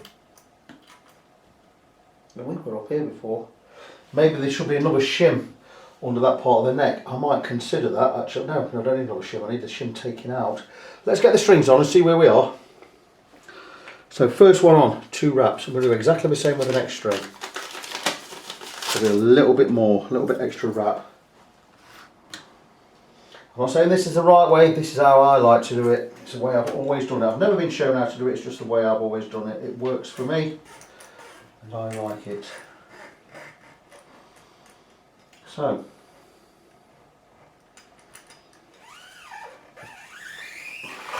we should have enough adjustment on those saddles. I might leave it where it is. We've got the yes, we've got all the headstock in there. That's very good. So this one, I'm going to go 1. There's 1 we ignore, and I'm going to go 2 wraps. So I'm just going to go just a little bit more than on the 6th string. Never made any sense to me calling this a 6th string on that first. Do that with 1, 2, 3, 4, 5, 6. The way you work. But you know, what do I know? Hey ho. So this one. Let's get a good bend on that one. There you go. And we should get. Can I get round in 2? No, I can't get round in 2. Don't worry about that. We'll wrap it round. We'll do it this way. Do it the long way. I like to take my time on this. It's very therapeutic. Get some winds on there. And this is kind of, you know, you're getting to the end of the project, of the whole job. It's a great part of it. But it's not a quick thing.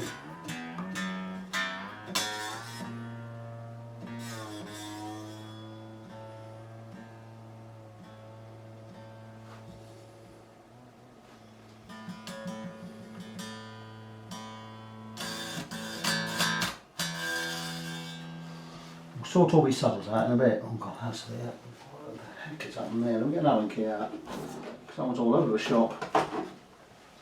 It's a Mexican, isn't it? So it should be a probably a 1.3mm Allen key. If not, it'll be a, still be 1.3, could be a 1.5. Still be 1.3, otherwise it's going to be the American one, isn't it? That's a 1.3. That's good. Let's get out of there.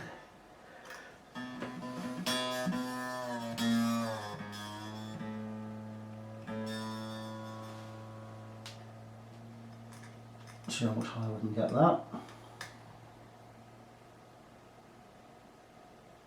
We're kind of at the top of where we need to be. I think I'm going to remove the shim from the neck.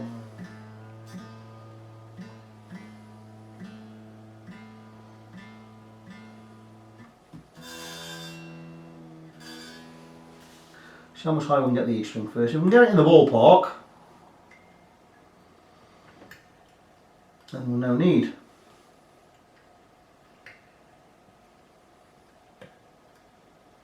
But that is probably at the top of the travel. We look like we're still going to be too low.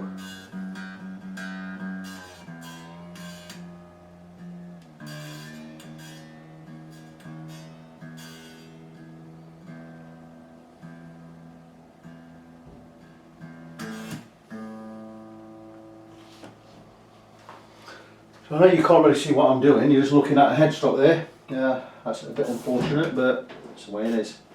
So let me just measure the height at the 12th fret and I'll decide whether I'm going to move that shim or not. Yeah, that shim's coming out. Way too low. So for whatever reason,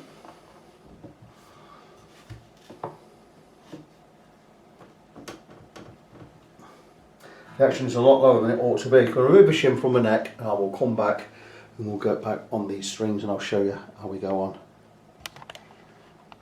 Slight change of plan. I'm going to get all the strings on first before I remove the shim. Reason being, once we've got it up to tension, it's going to give us more relief in the neck and we will know the height above the 12th fret. We'll have a better idea. So we'll get the strings on, get all under tension first, and then if we need to remove the shim, which I think we will do, we'll remove it then.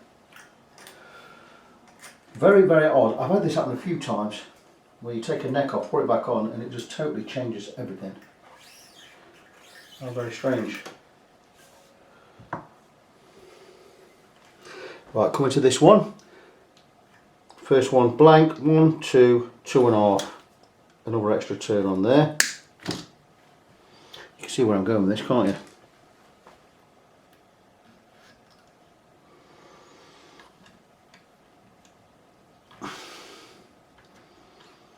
That's probably as much as I'm going to get.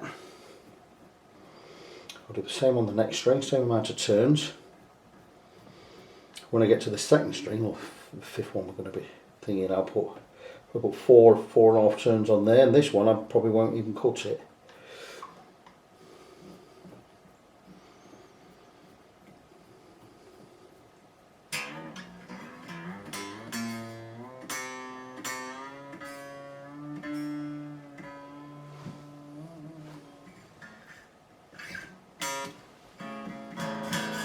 These strings at the moment are all too low.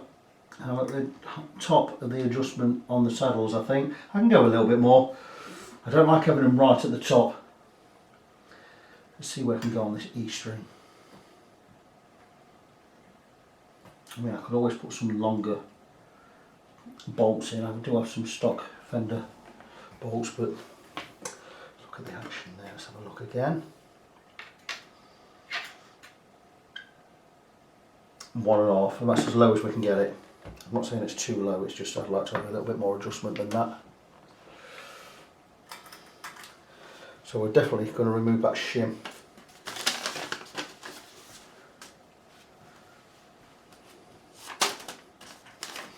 Again, I could loosen the bolts, tighten them up again, it would totally have the neck set different.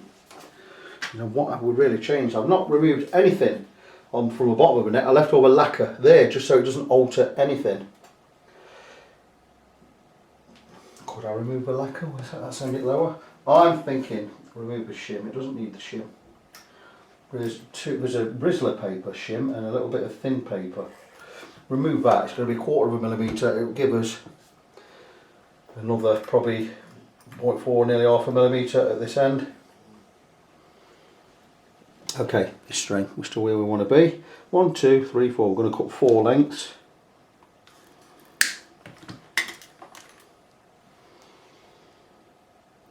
Again,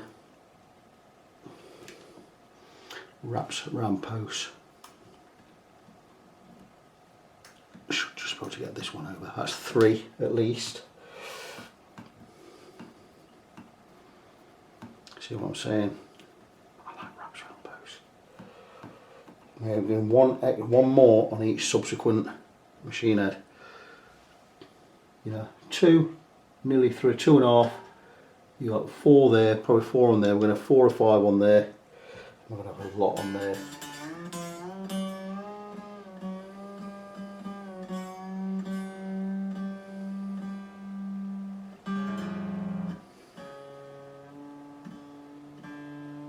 As I tighten an extra string, these all go flat. It's because it's putting more tension on, pulling my neck up and putting some relief in there. So balancing out between the springs at the back of the claw and the tension on the pull of the headstock and the truss rod, what the truss rod's doing.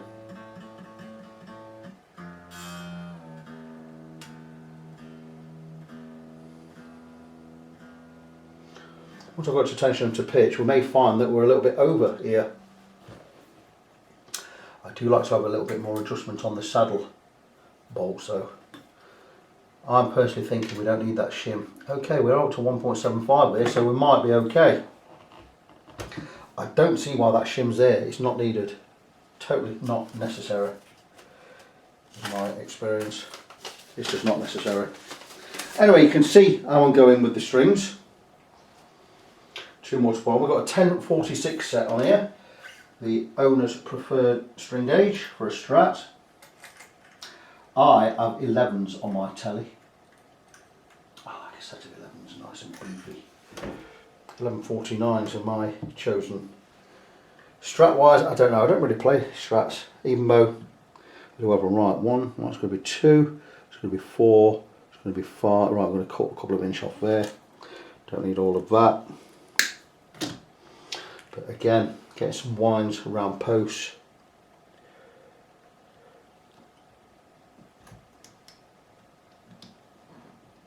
See what I'm doing, I'm wrapping round, going lower each time, getting them underneath.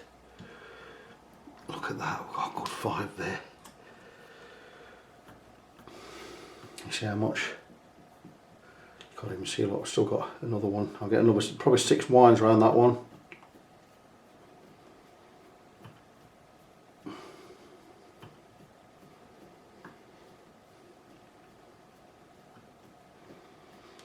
Once I've checked the relief with everything stringed up to tension, and if I'm happy with the saddle height, I mean that saddle there, that string is basically on the fingerboard.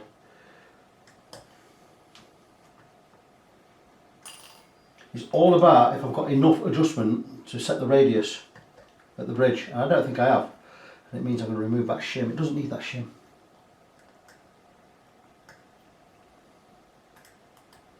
I'll show you more what I'm talking about once I can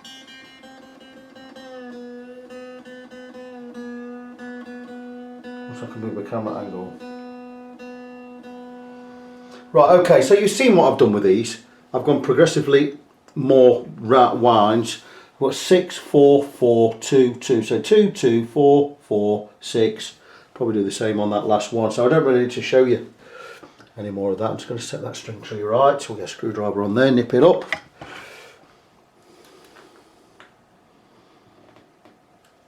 That's nice.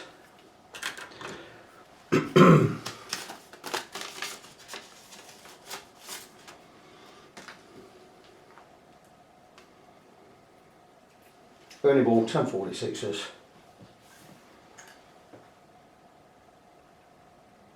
I don't know why, but when I go for 10s, I tend to go with Dioderios. 9s, only balls. But it depends how you either. I don't have any great preference. Right, this one is already only going to give me 1, 2, 3, 4, 4.5. Anyway, so we're not going to cut this. Straight in at the end there. Start winding as many winds as we can get round the last one. Oh, which oddly is the first one. Crazy, isn't it? There you go. Onto the string tree. Job done. Don't know how many winds around there, but there's a lot. Going all the way, not even cutting that string. And that's how I wrap around these posts. You could go 1, 2, 3, 4, 5, 6 winds.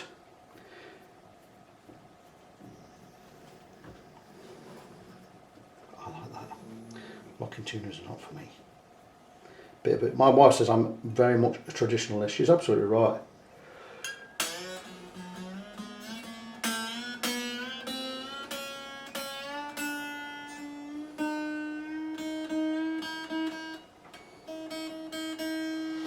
I know that's going to be too low. Yep, so we're just going to nip this up a little bit. What I'm going to do is I'm going to change the camera angle where you're not going to see the headstock, but you are going to see everything else. And that way we can start looking at the setup proper.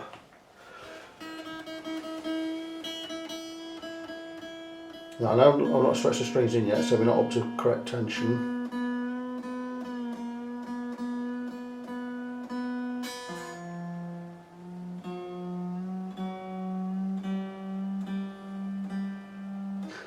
It may be that I need to alter the truss rod again, yeah. Right, I can only do that at the body end.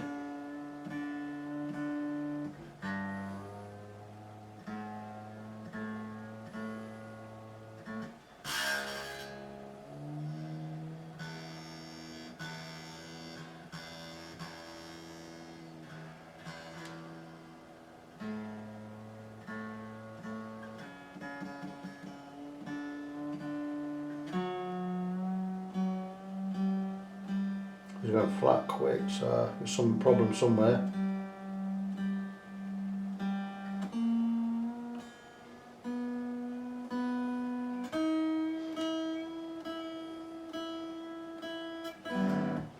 Those net bolts in properly. Yep, they are. Oh, very strange.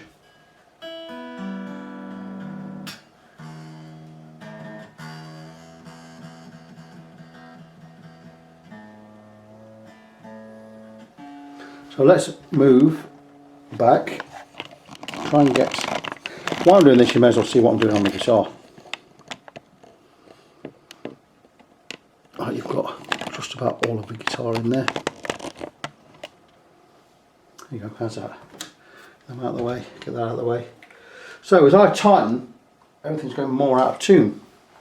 Could just be because I've not stretched the strings. Stretch the strings a little. Ah, I know where we are. The springs in the claw are not right. That's why. That's why.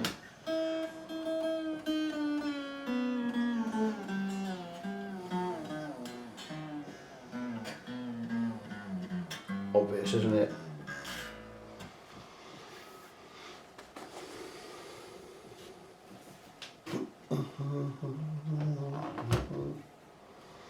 Just really tighten these claw springs up. We're going to get this bolted right down to the body so it's flat. We can settle this in a bit.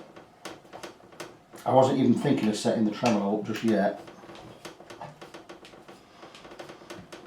So I'm going to go in more than I need to. Then we'll bring it to tension.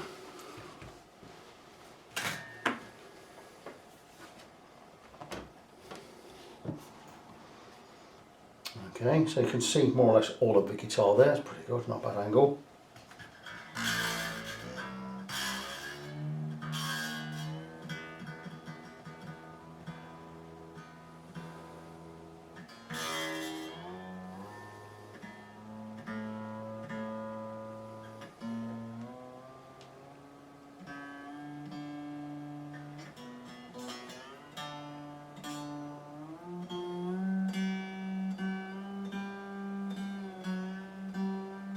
With the extra tension on the claw springs, now I should be able to tune this in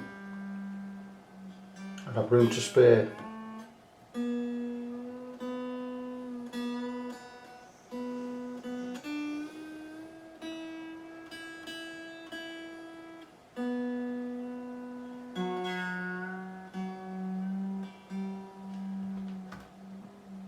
It's pulling up again, so we don't have enough tension on the claw springs. Maybe I'll stick another spring in there.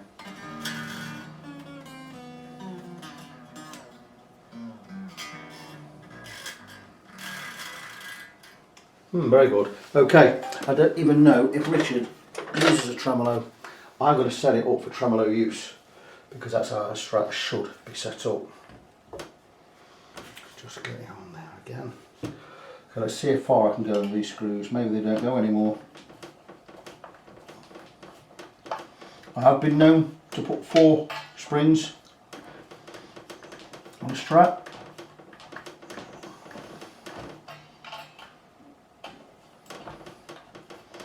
Just going to text Richard to see if he uses tremolo, and if he does, I'm going to set the tremolo properly. We're back in a second. Okay, just talk to Richard. He has the tremolo locked down, doesn't use it at all. So, there's no point in me altering that base plate. So what I may have to do is remove the shim. Just gives me that extra adjustment on the saddles at this end. Otherwise I'm going to have them right to the top of their travel, and I don't like doing that. So let's have a look. Right, I'm right at the end of a travel there and we're at 1.75. I've got more travel there and we're at 1.25. 1.25. So this all depends on how much relief I have in the neck. If I have 0.2mm relief at fret 7, I'll be happy. I just don't like having these all the way up. I think I'm going to remove the shims under the neck. Okay, good job you said.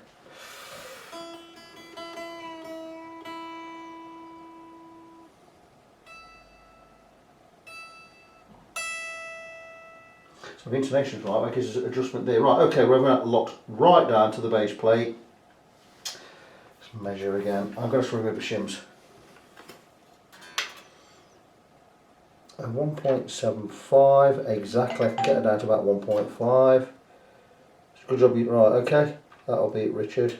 Okay, we're too low there. I'm going to have to remove the shims. Good job, you said. Good. So I'm going to pause the thing. I'm going to talk to Richard a minute. I'll come back. Okay, I've moved on just a little bit. I loosen the strings, loosen the neck, remove the neck, remove the shim, which was 2 pieces of paper, like a bit of Rizzler there, and a piece of paper underneath. Put my neck back on, and that's given me the amount of adjustment I need to set these saddles correctly. Was there something else I needed to mention? It doesn't matter. Right, okay, so now we are ready to set the saddles. Oh yeah, what I have done is tune back to pitch. I did slightly alter the truss rod a bit, tighten it just that little bit because we had a little bit too much relief under the 7th fret. We had 0.275 millimetre. I want it down to about 0.225 of a millimetre. That's just under a quarter. So now what I want to do is we need to determine the radius of a fingerboard. I can't remember for the life of me what this one is. I would assume 9.5, but could be a 7.25. So let's have a look. Okay, we'll take a 9.5. Okay, under the string. Something else I've done as well. We are definitely 9.5. 9.5 radius, which is great. So what I've done is back to pitch, truss rod set. I've already set the heights of string 1 and string 6, and between the top of a fret and the bottom of a string I've taken certain measurements. We are 1.4 millimeters on the high E or string 1, we're 1.75 on the low E or string 6. And because we have these two set where we want them to, we're now going to match the radius to the radius of a fingerboard, and that being 9.5 inches, we take the radius gauge, 9.5 inch. We place it beneath the strings and we bring it up to strings on the bridge, and because I've already got the height of this one set and the height of this one, all I need to do is set these all higher than they need to be. All I need to do now with each of these strings is drop them onto the top of this radius gauge, and then the radius at the bridge will match the radius of the neck of the fingerboard, radius of the frets, and hopefully the radius of the nut. Now the nut is the last thing we do. So first we set the height of the strings above the 12th fret, which we've done. We then, because I've sent all these higher than they need to be, we're going to lower each one to the position it needs to be. So we will be retuning again. Now Richard does not use a tremolo at all. He's told me to completely block it off. He may have even told me to stick a bit of wood in there. I haven't done that. I don't think I have anything knocking about, but it's okay. We've got it bolted right to the neck and to the body anyway. It'll be fine. So we're not worried about the tuning. We're just going to drop these onto. We're not bothered about these saddles being perfectly horizontal yet either. We're just drop them onto the gauge. Some of these are right at the top of the travel. I don't like setting anything to the top of its travel because it means you can only go one way, but I have no choice. Because we're not using the tremolo is bolted lower to the body. It means that we have to take everything higher on the saddles, on the saddle bolts. We have to bring everything right up to the top. I could swap the bolts over, they'll be fine. We've got a little bit of adjustment. We're not going to need to go any higher anyway. So, that's looking pretty good to me. We've still got a bit of adjustment both ways on most of the saddles, so we're good there. That one could do with coming out down just a touch, but I think we're going to be okay there. Right, I'm liking that. I'm liking that very much. So, I have the strings now perfectly radiused, matching the radius on the neck. What I'm going to do is now look at the saddles, and where any are wonky, we're going to set them horizontal. So if that's down a bit that side, but up there. So if I'm going to turn this down, drop it 1/8, I'll bring this one up 1/8. It's a balancing act. And there you see, and just get it straight. Same with this one, we're going to bring this up a 32th and drop this a 32th. That one looks pretty much okay. I'm just going to bring this one up a tad. Just to level them all out. If I can get it in the hole there. Probably a 64th of the turn there. 60, there you go. And drop this one down just a tad. And I'll check that radius again. Just turn my volume off on my phone. That'll be my wife telling me she's on the tram. I'll be picking her up soon. Once she's on the tram, I've got 35 minutes to get to the tram stop. On tram moving, 19 minutes past. Say 20 past, so 50, 55. I need to pick her up at 55. It means I'll leave here at 35. Brilliant. How good's that? That's good. Radius gauge again, 9.5 mil. under the strings. And just make sure everything is resting on radius gauge.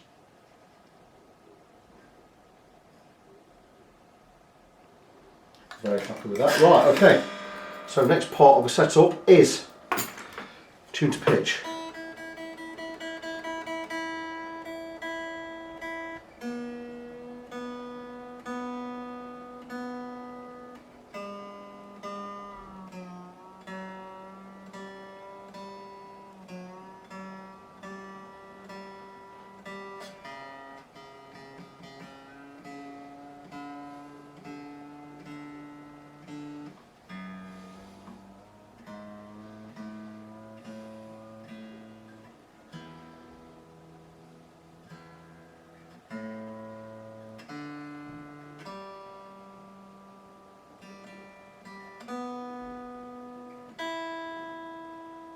Right, we're tuned to pitch now. Now what we need to do is set the intonation, and that's to make sure that we're in tune at the nut. We're going to check the harmonic.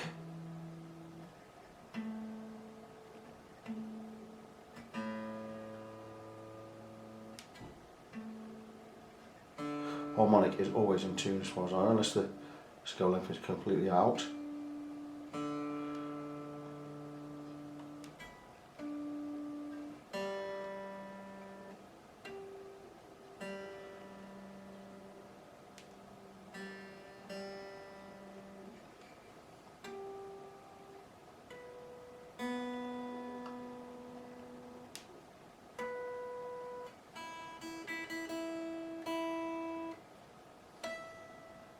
So the harmonics are all perfectly intonated. Now we need to check the fretted note. So play the open note, fretted note,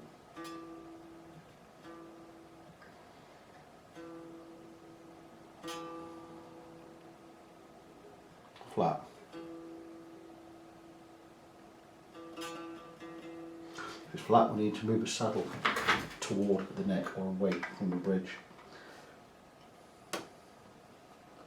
Take it as far as I can, as close to, that's what I've done, right up to the tremolo post. Can't go any further. So this has to be on. If it's not, we'll just go as close as we can.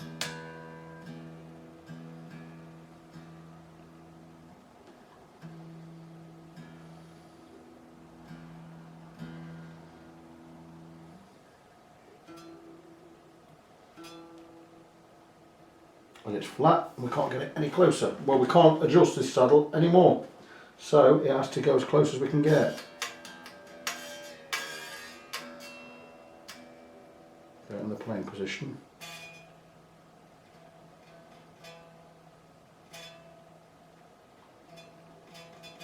Got a little bit of fretless here as well, that's not nice. We'll bring that string just up a little bit higher. Key, bring it up a bit. Can't move that saddle anymore. This is normally the problem with Strats.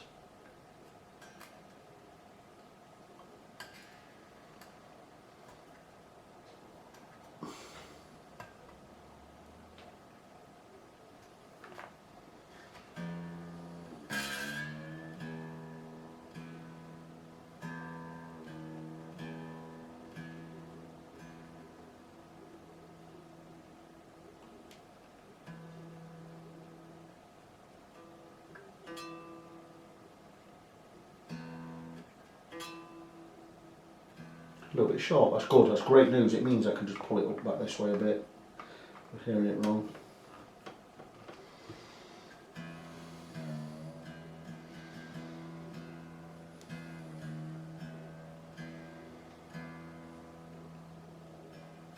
So there should be enough adjustment on the saddles. Perfect.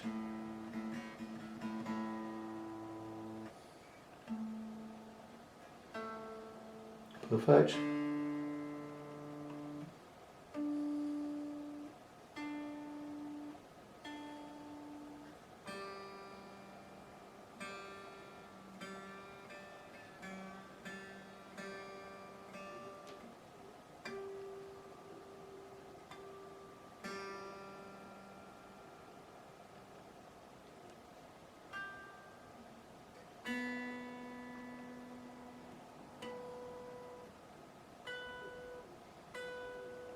sharp.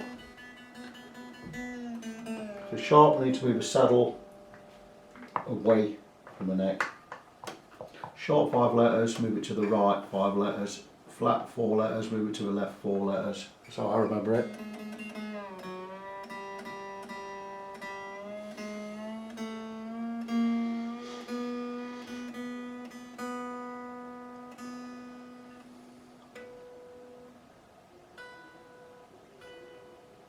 Perfect.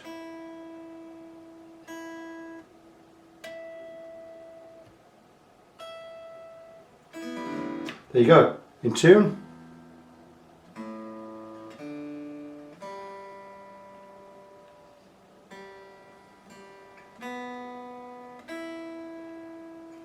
In tune and intonated. All I need to do now is just check that radius again. That string's a little bit higher than I would like it. Once it's back in the playing position, I'll be checking all of this again. It can make a difference. Let's see where we are. So how close can we get to those saddles? Can we get right in? No, we cannot. Everything's fine, barring the low E. It's a little bit higher than it normally would be, but I'm quite happy with that. Just have a measure and have a look.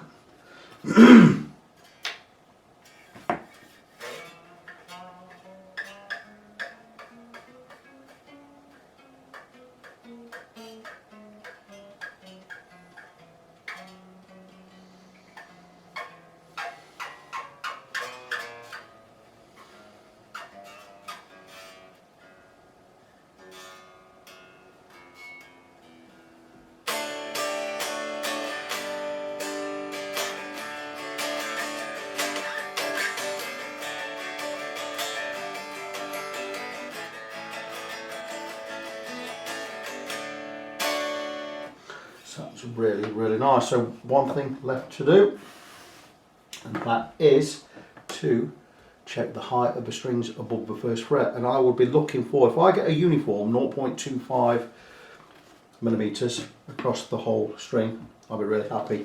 We can always go lower at this side. I would like probably something 0.3 at this side, 0.2 at this side. Maybe we could get down to 0.15 if we really wanted to. No point in going that low. You just being silly there. So I would be looking for about 0.3, 0.35 even on the low E. Just go with a 0.3. Just see where we are. We may need to just carve in a little. Certainly high. Certainly high. So we're high on all of them. Everyone is high, 0.3. So what we're going to do now is we're going to carve all of the nut slots. We're going to take them all lower. Even that's too high. It means when we bar an F chord, we're going to be slightly sharp. I'll turn off the tuner for a minute. So, last part of the job, the whole job. Just checking the time. It's 6:29. Listen, I'm going to come back. We'll pick my wife up from the tram stop. It's about 5-6 miles away. So we'll come back, finish this off in a while. Okay guys, final hurdle. We are going to cut the nut slots to the correct depth. I'm going to go 0.2 to 0.2 to 0.2 here, about 0.35 here. So I'm going to get my nut files out. We are using a 1046 set, so we're going to need 10, 13, 17, 36, 46, 56. Sorry. 26, 36, 46. Now I don't have a 46. What's this to do? I'm going to take the three high ones out. I need 10, 13, 17. These are supposed to be the cream of the crop, these UOCQ files. I don't think they are. I don't think they're that brilliant. But they're the best I have. So the closest I've got to a 26 is a 24, so I will just angle that left and right. So I've got 3 top strings, 3 bottom strings. So what we're going to do is we're going to look at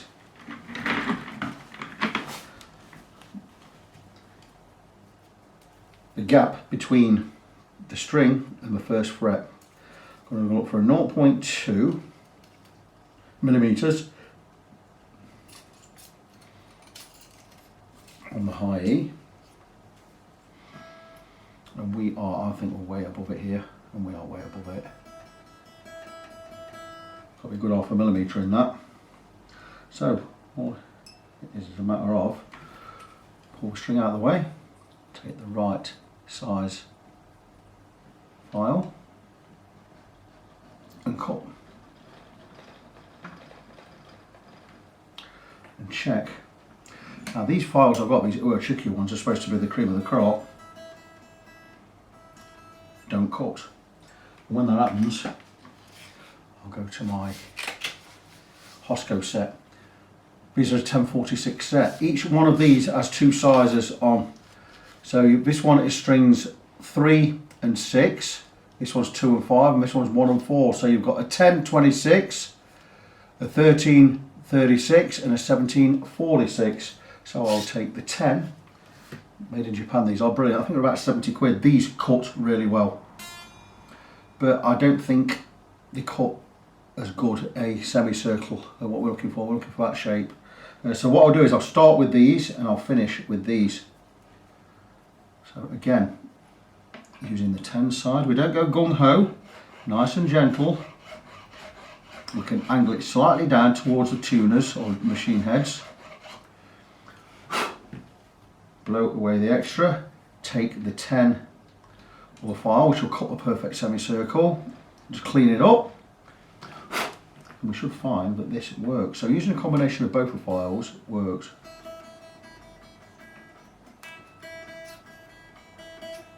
Still nowhere near deep enough. Got to get the tuner just so I can get close to where we want to be. So again, take your time. Don't go too deep because you'll be replacing the nut, and that takes time and it costs money. And in a job like this, time really is money, because there's nothing quick about working on guitars.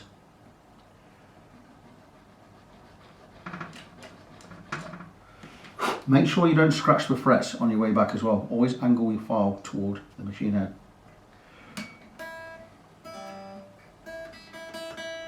We know we've cut because the string's flat.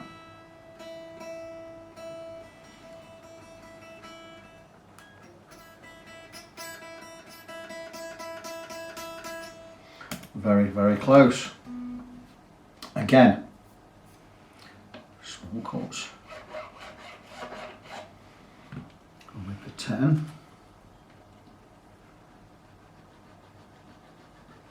What we're looking for is to just get it ringing with, let's get it in tune.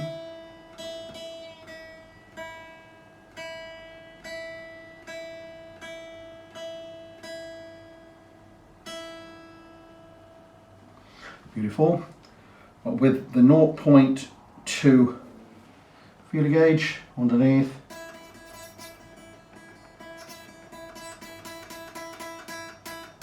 Once it's just ringing like that, we're in the perfect spot.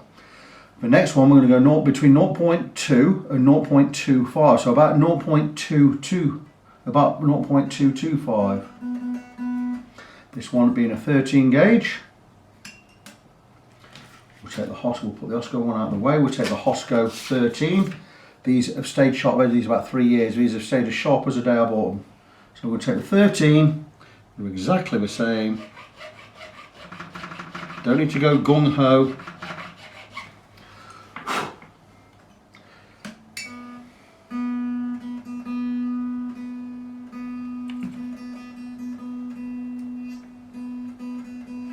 We've got a big gap there, so we can go get back in there, keep cutting.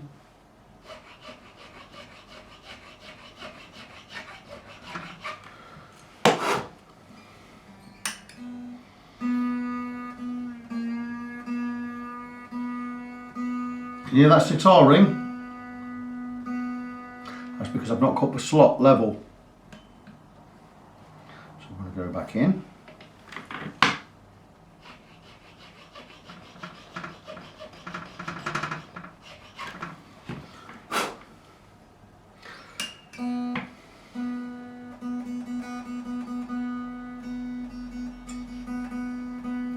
ring in a minute, don't worry about that. Still not gone deep enough. Let's take the 13 here. This may cut better. No, it doesn't seem to be cutting at all, but we'll give it a go.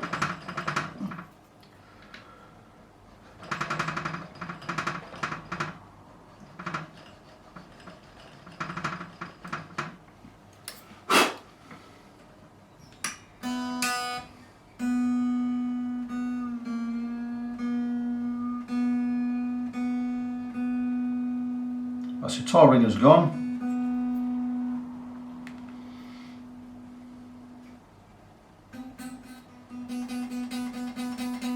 And it's just buzzing, that's perfect. Right where we need it. Again, I'll take the 13 and we'll just tidy that up. Slightly angled just to bring it a bit wider. Now I could finish this off just with the Hosco files now. So only on these first two strings, the thinnest two strings, that it tends to cut more of a V than a bowl shape. Let's try this again. That ring is gone.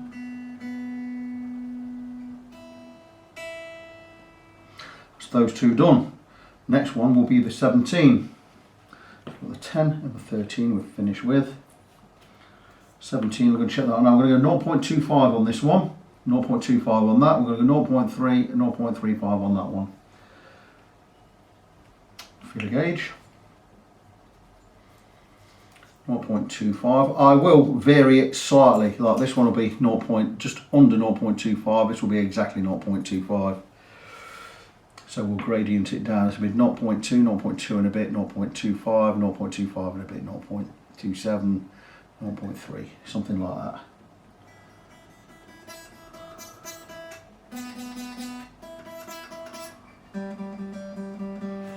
That one's really high. So we're going to take final Hosco file. We're going to use the 17 side. Now I know this 17 is really sharp, so we're not going to go mental. But I do need to cut quite a bit of this.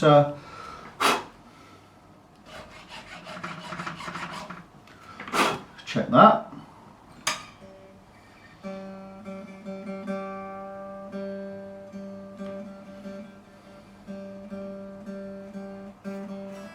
Still not deep enough, but we're getting there.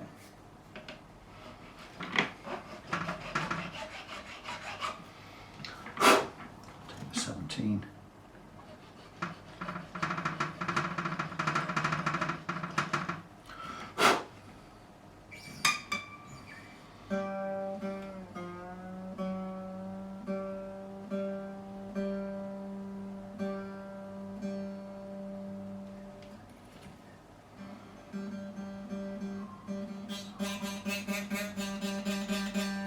Happy with that, beautiful.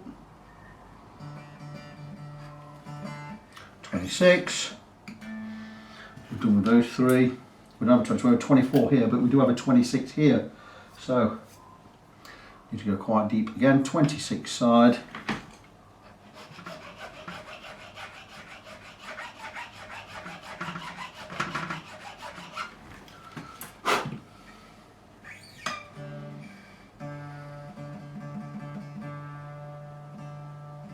Ringing a bit, that little sitar sound. Get rid of that in a minute, nothing to worry about. I just need to slightly angle that back.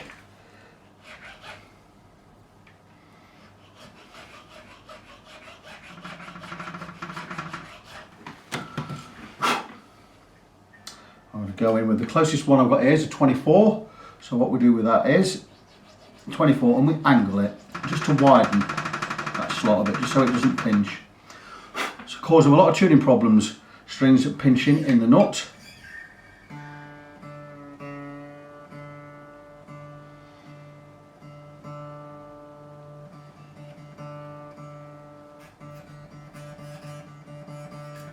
Still a little bit too high.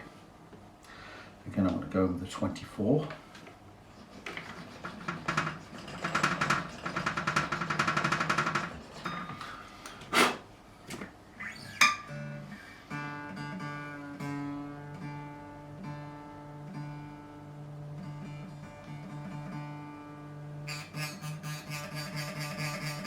Beautiful.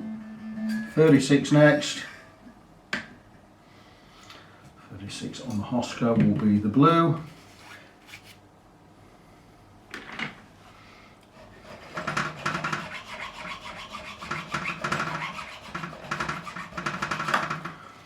I want to get just under 0.3 on this one.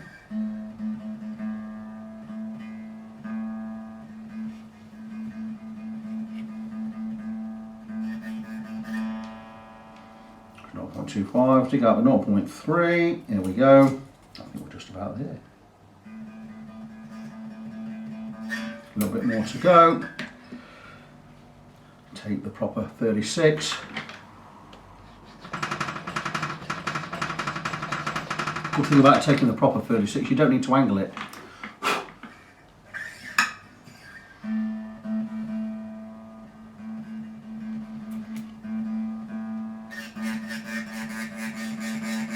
Beautiful, last one, 46, that one away, don't need to remove too much material, 46, we've still got a nice groove.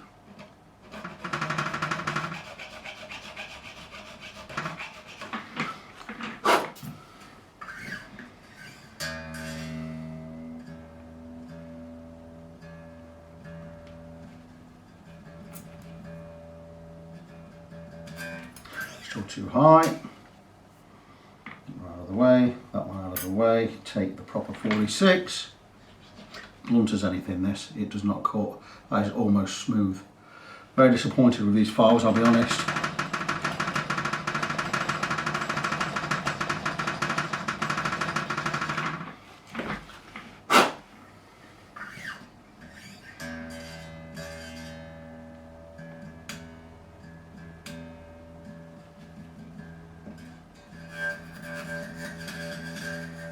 Just buzzing, just. Give that another go.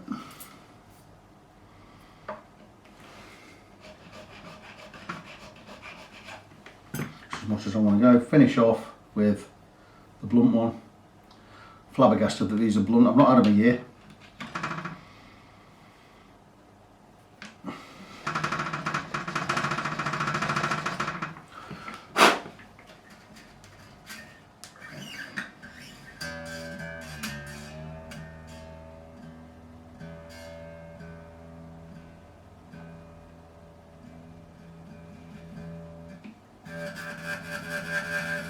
Perfect, and that is the nut slots cut to the right depth. We're nice and low above the first fret. It means when we bar a chord or play any notes, we're not going to be sharp. If you have this nut slots too high, you're pressing down a lot more, and these notes are never truly sharp. But this will keep perfect tuning along the length of the whole neck now.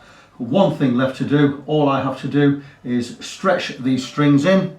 So I'm going to give them all a good stretch. Once that's done, we're going to wipe the guitar down and we're going to finish off the video. And there we are, friends, all done. And what a beautiful guitar this is. How wonderful is that? And I'm wondering what model this is, because it does have the fulcrum 2-post tremolo fitted, not the 6-screw one. Would this be classed as a standard or something a little bit better? But anyway, regardless, it's a 2010 Mexican Fender Strat, probably the best one I have ever handled in my life. Nice piece of rosewood on there. Some of the later ones, or the cheaper ones, you get like it's almost a veneer. But let's recap what this came in for. And it came in, and the owner, he says the neck was sticking so bad he wanted the varnish removing. Now, I removed all the varnish right down this end, everything, the heel, the lot, but stopped short of the, or just up to the headstock, because we wanted to maintain the logos, the transfers, the serial number and everything. But that blend, the transition from sanded and oiled to lacquered, is there's no transition at all. You cannot feel a thing. It is as smooth as anything. I eventually once I sanded this all back, I started with 80 grit to get all the lacquer off. Once I got the lacquer off, or almost off, I went up to 120 grit, then 240 and finished off with 400. And I did one coat of oil, boiled linseed oil is what I went with. In fact, I gave 2 coats. Then I applied some stain just to bring out these nuances and these little bits in there that, you know, this maple has. Probably a little bit more striking than I thought it was going to be, but I still like the effect. It is really, really nice. And then it gave it 3 or 4 more coats of oil. So it said 5 or 6 coats of linseed oil. It is as smooth as anything. I also had to, after removing the lacquer, I had to file the edges of the frets again and reprofile these bevels and edges, which was more work than I first thought I was going to do, but I didn't charge extra for that. So that was all the neck done. Then we had to move up the frets. The frets were flat in parts and there were some grooves in there, so I well, I didn't level them, well I did level them a bit, but I actually reprofiled the frets. So where they were flat, we just completely reprofiled the whole lot, but also gave them a high polish. They look fabulous. You can't feel the frets at all up and down the neck. It feels wonderful. So a lot of neck work there. Then it came to the electrics. Because I got the guitar in, and Richard wondered if there's any kind of mods we could do to the electrics. I said, well, yeah, we can put a blend pot in there. And what we've done is we've turned the volume, that's a master volume anyway, but instead of this tone being for the neck and that tone being for the middle and having no tone on the bridge, I decided to make this a master tone for all 3 pickups, and that's leaving this tone spare. I changed the pot to a no-load tone pot. No load meaning when it's on full, it's out of the circuit altogether, but when you turn it to 9, it brings it into the circuit. And what this does is, depending on what position you are, if you're in positions 1 or 2, 1 is just bridge pickup or 2 is bridge and middle pickup, you can then blend in the neck pickup just by rolling this in. And you can bring as much or as little in as you want, and that will give you, in that position, bridge and neck. In this position, you've got bridge and middle on, and you bring the neck in, so you've got all 3 pickups. Middle is just middle. And the same again with these positions 4 and 5. With 4, you've got neck and middle. You can bring in the bridge. And you've got just neck. And you can also bring in the bridge again. So you've got all these positions. So you can have any combination of pickups you like. Any individually, any pair, like so, or all 3. How fantastic is that? I also put a treble bleed kit on the volume, which means when you roll off the volume, you don't have that cutting treble where it tends to get a little bit muddy as soon as you start rolling down. That treble will stay. No matter how far you roll down the volume, you'll keep that high, keep those high notes. So fantastic, fantastic mod. I would always go for the treble bleed kit and the blend myself. Just a great, great option. So you can have all 3 pickups on if you want. You can have these 2 on if you want. Any combination you like. What a fantastic mod that is. So what a wonderful guitar. It's got a wonderful weight to it. Feels great. I've played it. I've plugged it in. I love the tuners. There's nothing I don't like about this guitar. It's a 2010 made in Mexico Fender Strat. If I'm looking for a new Strat, I'm going to get a made in Mexico one. This is just brilliant. So good. So that's it. All done. Lots of work. Not too expensive a job. I know Richard's going to be really pleased with it, but that is that one done. So I'm just going to remind you of my website before I go. Facebook.com/NG17. That's Facebook.com/NGONESEVEN. You can also get me at fretfriend.co.uk. But that is it. Project is finished. It's been a great one to work on. I'm really looking forward to Richard coming to pick this up shortly. I know he's going to be happy with it, but that's it. Until the next one, as always, I'll remind you, I'm Victor, I'm your fret friend, and until next time, as always, God bless you, be good to each other, and I'll see you next time.